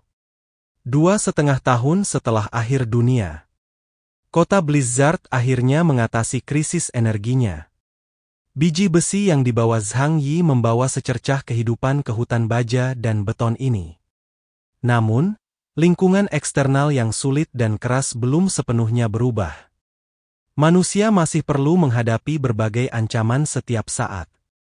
Binatang mutan yang kuat, mutan pengembara yang tidak mematuhi perintah kota Blizzard, dan semua hal kuat dan rahasia yang hanya diketahui oleh segelintir orang di dunia ini. Teknologi Deng. Di laboratorium bawah tanah, para peneliti berjas lab sedang sibuk bekerja. Deng Mao, orang yang bertanggung jawab, melihat meja kerja transparan di depannya, yang di atasnya muncul diagram struktur humanoid dan berbagai data dinamis. Dia mengangkat kepalanya dan melihat melalui jendela kaca transparan ke arah pria tampan dengan tubuh bagian atas telanjang di laboratorium. Deng Shentong hanya mengenakan celana lab coklat tua. Tubuh bagian atasnya yang berotot sama sekali tidak memiliki bekas luka, dan garis ototnya yang sempurna membuatnya tampak seperti karya seni seorang pematung ulung. Dia berdiri di dalam ruang eksperimen berbentuk silinder dan tembus cahaya, yang terhubung ke selusin pipa panjang dan tebal. Ayo kita mulai. Deng Mao berkata dengan suara berat. Peneliti di sebelahnya segera mengoperasikan konsol. Tak lama kemudian, aliran arus listrik merah mengalir ke dalam ruang percobaan melalui belasan pipa, menstimulasi Deng Shentong sedemikian rupa sehingga tubuhnya mulai kejang. Dia mengepalkan tangannya, tidak dapat menahan diri untuk mengangkat dagunya, dan mengerang kesakitan. Bahkan mutan setingkat kapten dengan indeks kemampuan 9700 tidak dapat dengan mudah menahan eksperimen semacam ini. Kekuatan dahsyat mengalir ke dalam kabin, menyebabkan seluruh kabin menyala dengan busur listrik berbentuk ular, dan akhirnya mengalir ke tubuh Deng Shentong. Otot-ototnya naik turun seolah-olah dia sedang menghirup energi yang kuat ini. Bahkan pupil matanya mulai bersinar dengan cahaya merah yang aneh. Setelah sekian lama, Deng Mao melihat ke layar dan melihat tanda seru yang jenuh. Lalu ia memerintahkan orang-orang untuk menghentikan percobaan.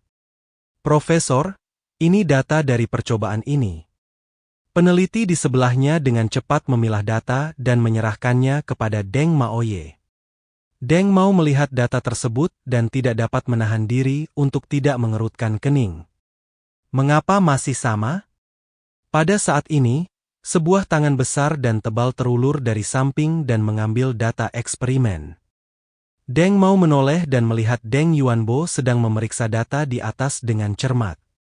Paman! Deng Mao buru-buru menundukkan kepalanya, dengan sedikit rasa gugup dan bersalah di wajahnya. Deng Yuanbo melihat data tersebut dan berkata kepadanya dengan tenang, "Jangan gugup. Kau sudah melakukan yang terbaik. Tidak ada masalah dengan eksperimen kita. Aku bisa merasakannya darinya." Ia meletakkan data di tangannya dan menatap Deng Shentong, yang duduk dengan kepala tertunduk di ruang eksperimen. Rambut peraknya yang panjang menutupi wajah tampannya. Eksperimen infus energi berintensitas tinggi ini telah memberikan tekanan yang luar biasa pada tubuhnya. Demikian pula, manfaatnya sangat besar. Yang kurang darinya bukanlah suntikan energi. Mungkin sejak awal, ada masalah dalam pemahaman kita. Deng Yuanbo menatap keponakannya yang sangat ia harapkan, lalu berkata dengan tenang. Deng Mao sedikit terkejut, tapi teknologi kita sudah berkelas dunia. Bahkan departemen penelitiannya mungkin tidak secanggih kita. Deng Yuanbo berdiri dengan tangan di belakang punggungnya. Umat manusia hanya tahu sedikit tentang kondisinya sendiri. Baru setelah kiamat dunia memulai penelitian skala besar terhadap teknologi mutasi manusia. Sekalipun kita berada di garis depan dunia, itu belum tentu berarti apa-apa. Dia berbalik dan berjalan keluar. Hentikan eksperimennya untuk saat ini. Ini bukan yang dia butuhkan. Setelah dia selesai istirahat, suruh dia datang menemuiku. Setelah periode Kun pertama, Deng Shentong, mengenakan jubah perak, datang ke taman Houyuan milik keluarga Deng dan menemukan Deng Yuanbo yang sedang memberi makan seekor musang. Paman, maaf, aku gagal lagi. Deng Shentong berkata dengan suara rendah. Matanya tertunduk, merasa sedikit bersalah dan sedikit bingung. Deng Yuanbo hanya menatapnya dengan tenang, lalu berkata, "Jangan tinggal di kota Blizzard." Deng Shentong mengangkat kepalanya dan menatap Deng Yuanbo. "Paman, apakah kau ingin aku keluar dan mencari pengalaman? Deng Yuanbo dengan santai melemparkan makanan di telapak tangannya ke Musang yang sedang menunggu di depannya, bertepuk tangan, dan berkata, Departemen Teknis telah menilai kemampuan Anda sebesar 9.700 poin. Angka ini tidak berubah selama beberapa bulan. Tapi aku merasa kau sudah punya potensi untuk mendekati Epsilon. Yang kau butuhkan untuk mencapai Epsilon hanyalah sebuah kunci. Terus-menerus memasukkan energi tak ada artinya. Tapi sebelum itu, dia berjalan mendekat, menepuk bahu Deng Shentong, dan menatapnya dengan tenang. Kau harus mengerti satu hal dulu. Deng Shentong mengerutkan kening, matanya menunjukkan kebingungan. Apa yang ingin kau pahami? Deng Yuanbo tersenyum tipis. Kau perlu tahu mengapa kau menjadi lebih kuat. Hanya ketika seseorang memiliki tujuan yang jelas, ia dapat bergerak maju dengan percaya diri dan tanpa keraguan. Tapi sekarang, tahukah kau apa yang kau inginkan?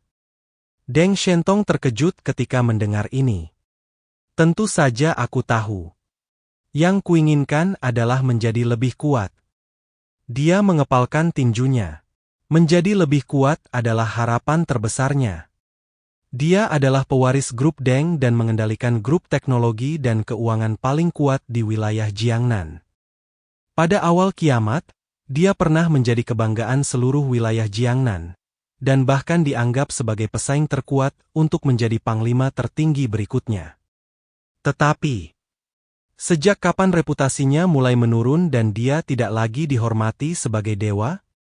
Itu dimulai ketika organisasi Eclipse menginvasi wilayah Jiangnan. Dan setelah dikalahkan dalam konfrontasi langsung dengan Gao Changkong, dia benar-benar direduksi menjadi karakter kelas 2. Tidak ada seorang pun yang benar-benar bersedia memainkan peran pendukung bagi orang lain, apalagi tokoh yang sombong dan terkemuka seperti Deng Shentong. Jadi selama ini, dia bekerja keras untuk menjadi lebih kuat. Aku hanya berharap suatu hari, aku dapat mengejar Zhang Yi atau bahkan melampauinya. Deng Yuanbo menggelengkan kepalanya. Yang ingin kutanyakan padamu adalah, mengapa kamu ingin menjadi lebih kuat? Deng Shentong hampir berkata, agar diriku melampaui Zhang Yi dan diakui semua orang lagi. Tetapi ketika kata-kata itu keluar dari bibirnya, dia tiba-tiba merasa bingung. Apakah ini benar-benar yang diinginkannya? Kelihatannya penting, tapi sebenarnya tidak sepenting itu. Berusaha menjadi lebih kuat hanya demi ketenaran tampaknya bukan pendorong yang kuat. Untuk sesaat, matanya kosong. Deng Yuanbo menatapnya dan berkata perlahan, selama bertahun-tahun, kau hidup terlalu nyaman. Teknologi Deng telah memberimu teknologi tercanggih dan perlindungan yang memadai. Lahir dalam kekhawatiran, mati dalam kenyamanan. Meskipun perlindungan ini memungkinkanmu untuk berkembang, perlindungan ini juga menghambat kemampuanmu untuk maju sendiri. Ketika kau memiliki seseorang yang bisa diandalkan di hatimu, secara tidak sadar kau akan memilih untuk mengandalkan orang lain daripada dirimu sendiri. Ketika Deng Yuanbo membicarakan hal ini, dia menyebutkan seseorang. Jadi, inilah mengapa Zhang Yi bisa tumbuh dengan kecepatan yang luar biasa. Karena dia tidak memiliki kondisi yang sama denganmu, dia hidup dalam bahaya terus-menerus dan harus terus-menerus memperkuat dirinya. Bertahan hidup adalah motivasi utama. Tidak ada yang lebih membuat Deng Shentong bersemangat selain nama Zhang Yi. Orang lain mungkin tidak tahu bahwa Deng Shentong selalu menganggap Zhang Yi sebagai tujuannya. Meski tujuan ini semakin mustahil dicapainya saat ini, ia tidak pernah menyerah. Mata Deng Shentong berangsur-angsur menjadi jernih karena kebingungan.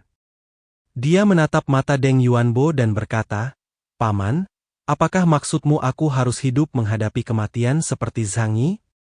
Deng Yuanbo mengangguk. Kemudian, dia menyampaikan sepotong informasi kepada Deng Shentong. Aku telah menerima misi tingkat A untukmu. Kali ini, kau akan menyelesaikannya sendirian. Untuk misi kota Blizzard, level A sekarang menjadi level tertinggi. Ini adalah bencana mengerikan tingkat S, dan hanya Zhang Yi yang memenuhi syarat untuk melaksanakannya. Mutan tingkat kapten di bawah Ypsilon hanya dapat melakukan misi tingkat A di masa lalu. Deng Shentong selalu memimpin timnya, siap berangkat menjalankan misi. Kali ini, Deng Yuanbo mengajaknya keluar sendirian. Tujuannya adalah mengajaknya keluar dari zona nyaman dan merasakan angin dan salju sendirian. Deng Shentong melihat informasi itu dan mengangguk tanpa ragu. Baiklah, aku pergi. Dia menatap Deng Yuanbo dengan tegas, lalu berbalik dan pergi. Deng Yuanbo menatap punggung Deng Shentong, dengan tatapan rumit di matanya. Sedikit khawatir, dan banyak harapan. Kepala pelayan Liancheng datang dan bertanya dengan lembut, "Tuan, apakah kau ingin mengirim seseorang untuk diam-diam mengikuti dan melindungi Tuan Muda?" Deng Yuanbo menggelengkan kepalanya perlahan. Dia sudah dewasa, dan sudah saatnya aku melepaskannya. Liancheng sedikit mengernyit. Tapi, misi tingkat A tetap sangat berbahaya meskipun dilakukan oleh seorang kapten sendirian. Mutan tidaklah tak terkalahkan. Dunia luar sudah membeku, membuat transportasi menjadi sulit. Kecuali sejumlah kecil mutan dan tim papan atas, mutan di bawah Ypsilon atau tim level rendah kemungkinan akan menghadapi bahaya saat bepergian. Bahkan badai salju yang tiba-tiba dapat menghancurkan pasukan prajurit yang diperlengkapi dengan baik. Tidak semua orang seperti Zhang Yi. Krisis kiamat hanya akan semakin kejam di dunia luar kota Blizzard.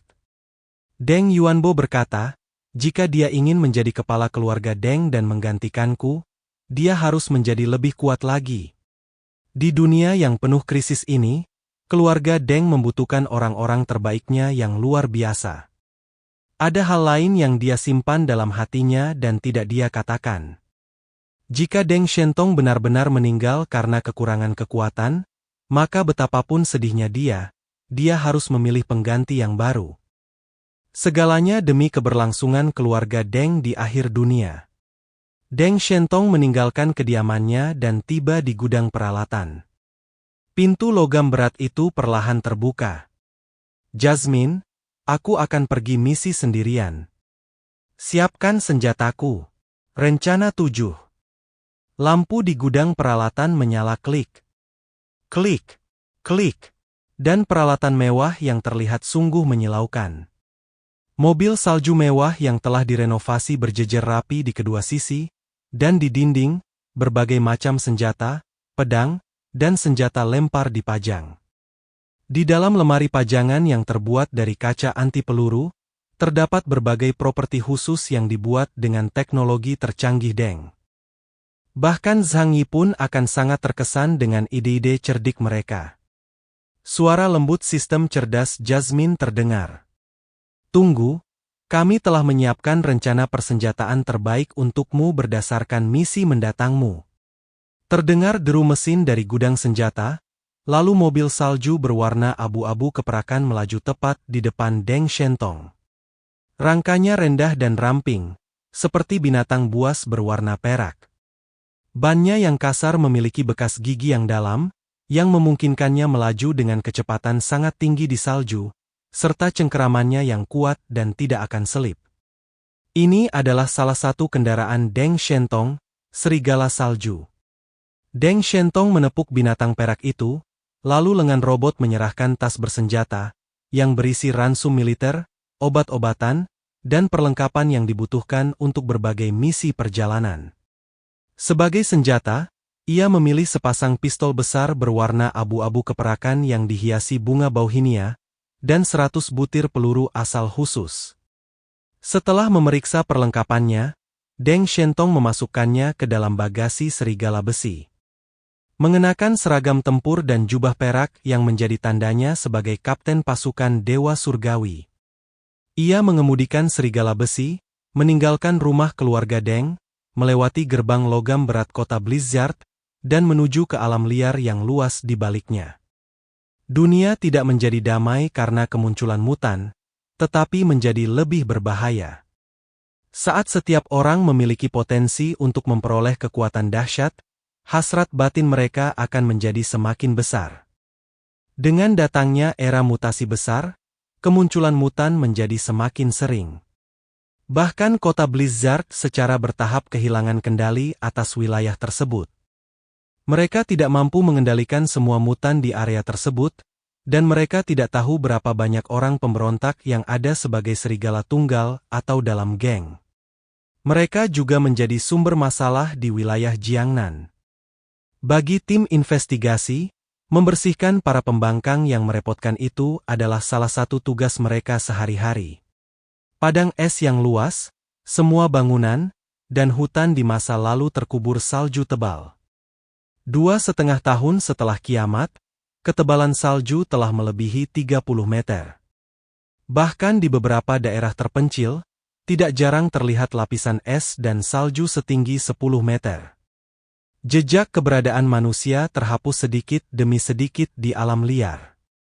Kebanyakan manusia tidak akan mudah meninggalkan sarang tetapnya karena kurangnya sumber daya di dunia luar dan suhu rendah, yang dapat membunuh mereka kapan saja. Akan tetapi, tim dari kekuatan besar merupakan pengecualian. Mereka telah lama memiliki kemampuan untuk bepergian dalam kondisi bersalju dan es. Kereta baja panjang bergerak maju di salju seperti naga hitam, dan ada lebih dari selusin mobil salju yang menjaga kereta itu dengan ketat. Kendaraan ini, yang secara khusus dirancang untuk beroperasi di atas salju, dikembangkan setelah kiamat. Meski terlihat besar, bobotnya sebenarnya telah dikurangi semaksimal mungkin, dan bodinya sepenuhnya digerakkan oleh rel. Kendaraan para pengawal tersebut bergaya seragam, dengan logo awan hitam pada badan kendaraan, yang melambangkan identitas mereka, pengawal Yanyun dari wilayah Jiangnan. Beberapa pemberontak yang diam-diam berencana merampok akan memilih mundur secara diam-diam setelah melihat tanda ini. Sebab begitu Konfu yang dikawal Yanyun Wei dirampok, segera disusul dengan pertumpahan darah oleh tim investigasi. Namun kali ini masih ada beberapa orang tunanetra yang muncul. Di pegunungan bersalju di kejauhan, kepala-kepala orang perlahan muncul. Mereka terbungkus rapat dalam seragam tempur hitam, tetapi mata di balik kacamata itu menunjukkan rasa fanatisme yang mendalam. Hei! Konfu penguasa kota Blizzard. Dengan muatan seberat itu, pasti ada sesuatu. Berbeda dengan yang lain, puluhan orang ini tidak menunjukkan rasa takut ketika melihat Konfu kota Blizzard. Sebaliknya, wajah mereka dipenuhi kegembiraan. Mereka bukan perampok biasa, melainkan geng paling terkenal di daerah ini, yaitu Wandering Souls. Sebuah organisasi yang kuat dan licik yang terdiri dari mutan, bahkan penduduk kota Blizzard akan pusing menghadapi mereka. Seorang lelaki berjanggut hanya melirik sekilas ke arah Konfu itu, dan tidak ikut tertawa bersama teman-temannya. Wang Liang menghabiskan begitu banyak uang agar kita bisa bertindak.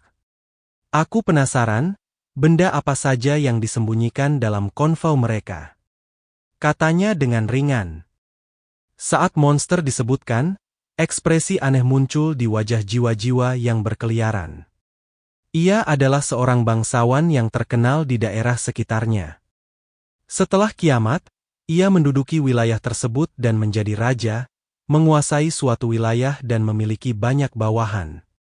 Kali ini mereka datang ke sini atas perintah Wu Liang untuk menjarah sesuatu yang sangat penting. Seorang pria berbekas luka menjilat bibirnya dan mencibir, "Bayar uangnya." Apa isinya? Kita akan tahu setelah kita merampoknya kan? Pria berjanggut itu tidak membuang waktu. Ia mengeluarkan senapan runduk hitam dari punggungnya, mengarahkannya ke Konfu yang berjarak 3 kilometer, lalu menarik pelatuknya. Dar! Suara tembakan terdengar sangat jelas di atas es yang kosong. Rel kereta api yang anti peluru itu benar-benar mulai terpelintir dan berubah bentuk akibat hantaman ini. Lalu relnya hancur, dan ia terhuyung-huyung seperti orang mabuk. Pengemudinya sangat terampil dan cepat mengendalikan mobil dan menghentikannya di tanah. Tidak, ada seseorang yang menyerang. Para penjaga di kedua sisi kereta segera mengawal kereta di tengah. Pintu mobil terbuka dengan cepat, dan puluhan pengawal Yanyun, bersenjata lengkap, keluar dari mobil dan mulai menyerang balik jiwa-jiwa yang berkeliaran dengan mengandalkan badan mobil. Jiwa-jiwa pengembara itu meraung kegirangan dan bergegas turun dari pegunungan bersalju. Scarface tersenyum muram dan menekankan tangannya ke salju. Seketika, salju tebal menyapu dan menutupi langit. Es dan salju menerjang ke angkasa bagai tsunami, tingginya mencapai ratusan meter dan membentang hingga beberapa kilometer. Jiwa-jiwa yang mengembara, diselimuti oleh gelombang salju, langsung menuju konvoy. Orang yang bertanggung jawab atas operasi Yanyunwei ini adalah seorang wakil kapten dengan indeks kemampuan setinggi 9.000 poin. Melihat pemandangan ini, alisnya langsung berkerut. Itulah hantu-hantu yang berkeliaran.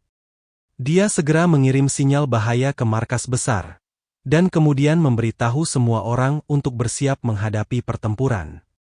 Tempat ini terlalu jauh dari kota Blizzard. Butuh 3 hari untuk sampai ke sana. Dalam hatinya, ia tahu bahwa menunggu bala bantuan hampir mustahil. Ia hanya bisa berjuang sendiri untuk keluar. Wakil kapten mengeluarkan pisau lurus adamantium yang tajam, dan bilah pisau yang tajam itu memancarkan cahaya yang haus darah. Dia setengah berjongkok di belakang mobil, menatap dinding salju yang datang melalui kaca jendela. 10 detik kemudian, dinding salju menghampiri mereka. Api! Suaranya tenang dan lantang. Puluhan pengawal Yanyun mengangkat senapan serbu hitam mereka sekaligus, membidik dinding salju, dan melepaskan tembakan sekuat tenaga. Api menyembur keluar dari moncong senjatanya. Peluru itu adalah peluru khusus yang digunakan untuk melawan mutan. Meskipun bukan peluru origin yang mahal, peluru itu tetap mampu membunuh mutan. Darah muncrat keluar melalui dinding salju tebal, dan beberapa jiwa pengembara yang berlari terlalu cepat langsung dipukul hingga tersaring. Namun dalam sekejap, badai salju datang menerjang, menelan mereka semua dalam pertempuran yang kacau. Wakil kapten menahan napas dan berkonsentrasi, merasakan segala sesuatu di sekelilingnya. Ia menamai kemampuannya Murderous Assault, mutan berlengan kuat dengan kemampuan pertarungan jarak dekat yang sangat kuat, dan dapat meningkatkan indera penciumannya saat kemampuan tersebut diaktifkan. Saat jiwa pengembara itu semakin dekat, ia mampu melihat menembus es dan salju dan melihat sosok manusia satu demi satu. Kaki wakil kapten yang tegang tiba-tiba terpental keluar seperti pegas, dan pisau lurus di tangannya menebas kepala mutan itu bagai kilat. Ledakan amarahnya yang tiba-tiba membuat pria itu lengah. Ia menghunjamkan belati ke leher pria itu, tetapi akhirnya, pria itu dan belatinya terpotong menjadi 2. Kepala jiwa pengembara itu terbang tinggi ke udara, dan darah panas tumpah ke salju, masih mengeluarkan uap putih panas. Suara komunikasi elektronik terdengar pelan di semua saluran komunikasi Yanyunwei. Semuanya, kepung kereta dan lawan. Target mereka adalah transportasi.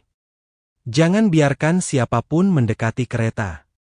Singkirkan itu. Pengawal Yanyun mengepung kereta dan mulai menghalangi jiwa-jiwa yang berkeliaran.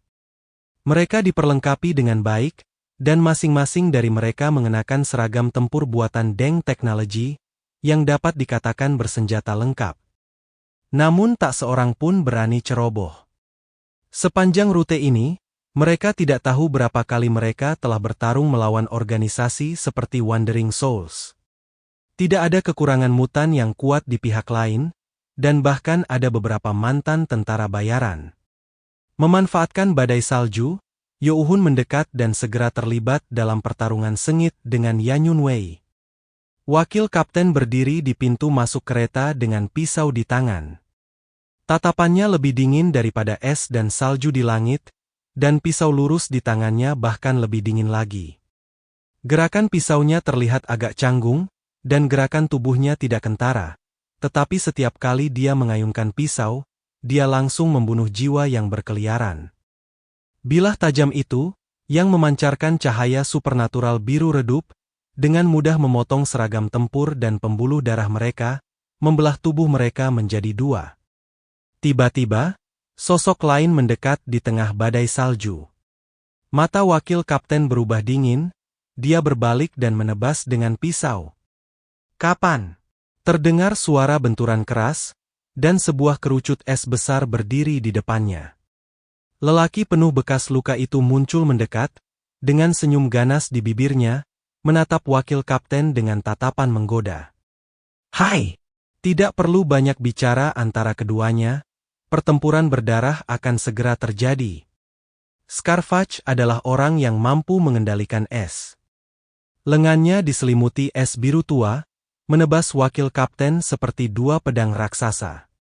Pisau lurus milik wakil kapten bersinar dengan cahaya biru redup saat ia bertarung dengan sengit dengan pihak lain.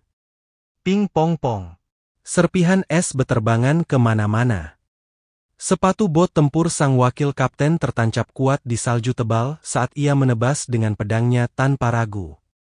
Serangan Scarfatch juga sangat brutal. Dia adalah seorang tentara bayaran dan memiliki kemampuan tempur yang sangat kuat. Setiap gerakannya selalu diarahkan ke titik-titik vital wakil kapten. Retakan. Wakil kapten menebas dengan pedangnya, dan sebuah pedang es hancur berkeping-keping. Ia menurunkan tangannya, menggenggam pisau lurus itu, dan bergerak mendekat. Ia mengangkat pisau panjang itu dengan kedua tangan dan menebas lurus ke arah dada pria berbekas luka itu. Scarfatch menendang tanah dengan kakinya dan mundur seperti kelinci. Pada saat yang sama, gumpalan besar bilah es muncul dari bawah kakinya dan menusuk ke arah wakil kapten.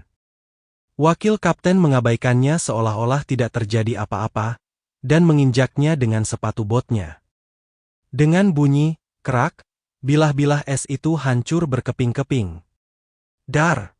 Wakil kapten menghindar dan menyerang, dan dalam sekejap ia sudah berada di depan Scarfatch. Kecepatan mutan yang ditingkatkan itu tak terbayangkan. Pedang es di tangan Scarfatch telah hancur, dan ia bereaksi begitu cepat sehingga ia tak sempat melawan. Dia hanya bisa mengangkat pedang es di lengan kirinya dengan kuat untuk menerimanya. Pisau itu sederhana dan lugas, ia menebas langsung dan menghantam pedang esnya dengan keras. Cerak! Pedang panjang yang terbuat dari es itu retak menjadi retakan yang panjang dan tebal, dan Scarfatch terlempar.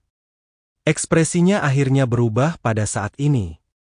Anjing gila, selamatkan aku. Ketika wakil kapten hendak memberikan ganti rugi kepada lelaki yang terluka itu, tiba-tiba punggungnya menegang dan dia merasa seperti terkunci pada sesuatu.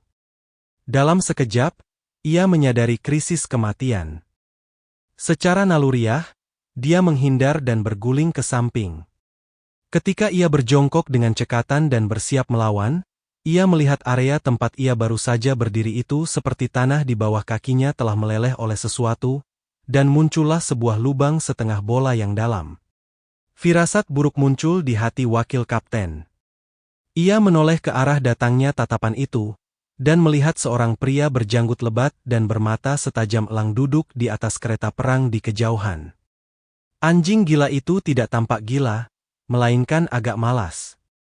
Pertarungan sedang berlangsung saat ini, dan dia hanya menonton dari pinggir lapangan, tanpa ada niat untuk terlibat. Dia hanya mengeluarkan senjatanya saat Scarfatch meminta bantuan. Pistol hitam di tangannya sangat berat dan bukan sesuatu yang bisa digunakan orang biasa. Akan sulit bagi penembak yang tidak terlatih khusus untuk mengendalikannya. Wakil kapten itu mengerutkan kening, memegang senapannya dengan tangan kanan, dan dengan cepat menarik senjatanya dari pinggangnya dengan tangan kiri. Dia mula-mula mengeluarkan senjatanya dan mengarahkannya ke anjing gila itu.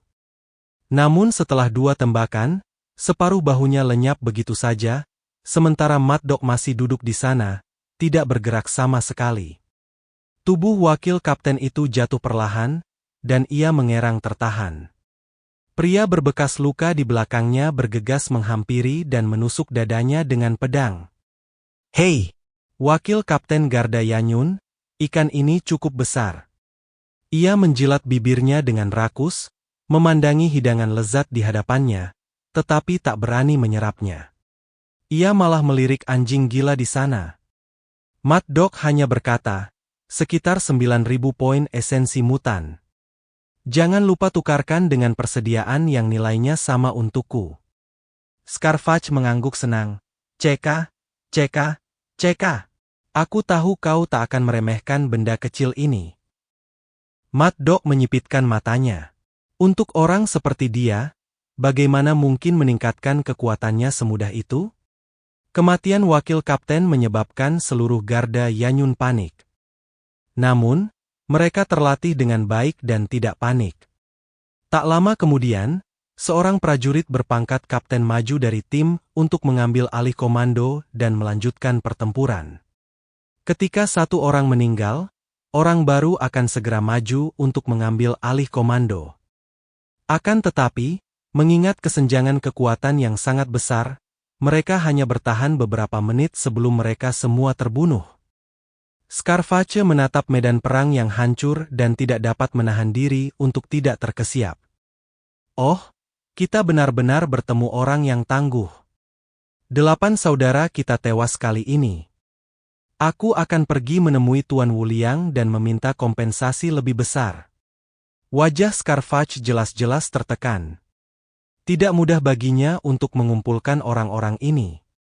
Lagi pula, di masa kiamat, tidak mudah menaklukkan mutan yang bisa bertarung. Crazy Dog diam-diam menyalakan sebatang rokok di dekatnya. Setelah mengepulkan asap, ia berkata, kekuatan tempur tim pengawal ini luar biasa, jadi muatan di dalamnya pasti sangat berharga. Mendengar ini, mata Scarfage berkilat keserakahan. Meskipun dia sangat waspada terhadap monster, dia tidak keberatan mengkhianati majikannya selama manfaatnya cukup besar. Di dunia saat ini, di manakah kejujuran dan moralitas? Dia segera berkata kepada bawahannya yang kekar, buka pintu mobil. Orang itu adalah mutan yang telah ditingkatkan tingginya 2 meter. Dia berjalan mendekat dan ingin langsung membuka pintu mobil. Ini adalah kereta yang dibuat oleh kota Blizzard Industry, tetapi dipersiapkan khusus untuk melawan mutan. Setelah pengerjaan yang lama, kereta ini tetap tidak bisa dibongkar. Jenis pintu mobil ini menggunakan kunci elektronik, yang hanya dapat dibuka oleh orang yang memiliki otorisasi identitas yang diperlukan, jadi satu-satunya cara untuk masuk adalah dengan paksa. Melihat ini, Kuang Huo mengeluarkan pistolnya dan menembak pintu mobil.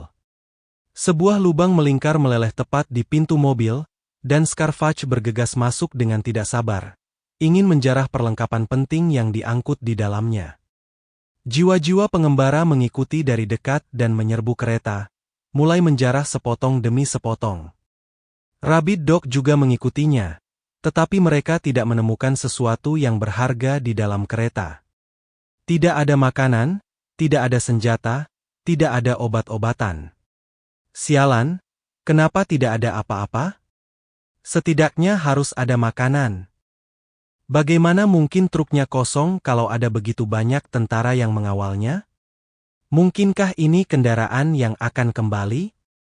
Apakah perbekalannya sudah diangkut? Jiwa-jiwa yang mengembara itu menjadi sangat marah. Mata Scarfage juga berubah suram. Ia menggertakkan gigi dan berkata, kita mengambil risiko yang sangat besar dan kehilangan 8 saudara kita untuk merampok kereta.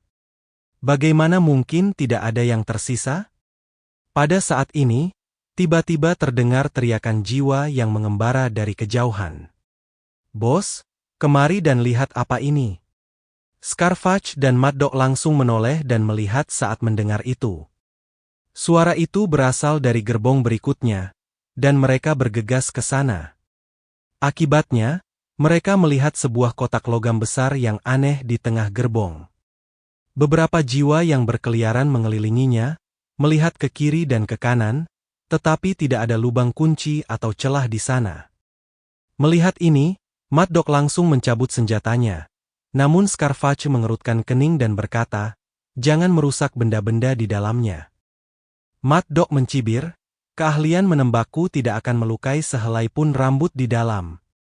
Dia menembak dengan tegas, dan lapisan luar kotak itu benar-benar meleleh. Setelah mekanisme pertahanan hancur, gas putih tiba-tiba keluar dari celah dengan suara jiwa-jiwa yang mengembara merasa ngeri dan segera mundur dengan hati-hati untuk mencegahnya menjadi gas korosif yang beracun. Namun tak lama kemudian, mereka menyadari bahwa itu bukanlah gas beracun, dan bagian atas kotak itu terbuka dengan bunyi klik. Setelah kabut putih menghilang, mereka perlahan mendekat dan dapat melihat dengan jelas apa yang ada di dalam kotak itu. Semua orang tampak terkejut. Karena benda itu sebenarnya adalah manusia. Seorang gadis berusia 17 atau 18 tahun. Rambutnya panjang dan tebal berwarna hitam, begitu panjangnya hingga hampir menutupi tubuhnya saat dia meringkuk. Menghadapi Scarface dan yang lainnya, matanya menunjukkan sedikit ketakutan dan kebingungan. Scarface tertegun sejenak, lalu menunjuknya dan berkata dengan tak percaya, "Wang Liang membayar harga yang sangat mahal agar kita merampoknya, dan ternyata yang menjadi korbannya adalah gadis ini? Ini tampaknya agak tidak masuk akal." Mad Dog menatapnya dan berkata dengan serius, "Mungkin dia punya beberapa kemampuan khusus." Mendengar ini, Scarface langsung mencondongkan tubuh, menatap gadis itu lekat-lekat, dan bertanya, "Hei, gadis kecil. Katakan padaku, siapa kau? Dan kenapa para bajingan dari kota Blizzard itu membawamu kembali?" Ketika gadis kecil itu melihat lelaki berwajah mengerikan itu, dia memeluk lututnya karena takut. "Namaku Ember. Aku tidak tahu kenapa mereka ingin menangkapku." Tepat setelah itu. Bab 1453-1464, lanjutan alur dari komik chapter 633 yang sudah tidak update lagi pun berakhir. Kata-kata hari ini adalah, kepala masih sakit. Jangan lupa klik tombol like dan tinggalkan komentar guys. Jangan biarkan kolom komentar kosong. Itu aja, terima kasih.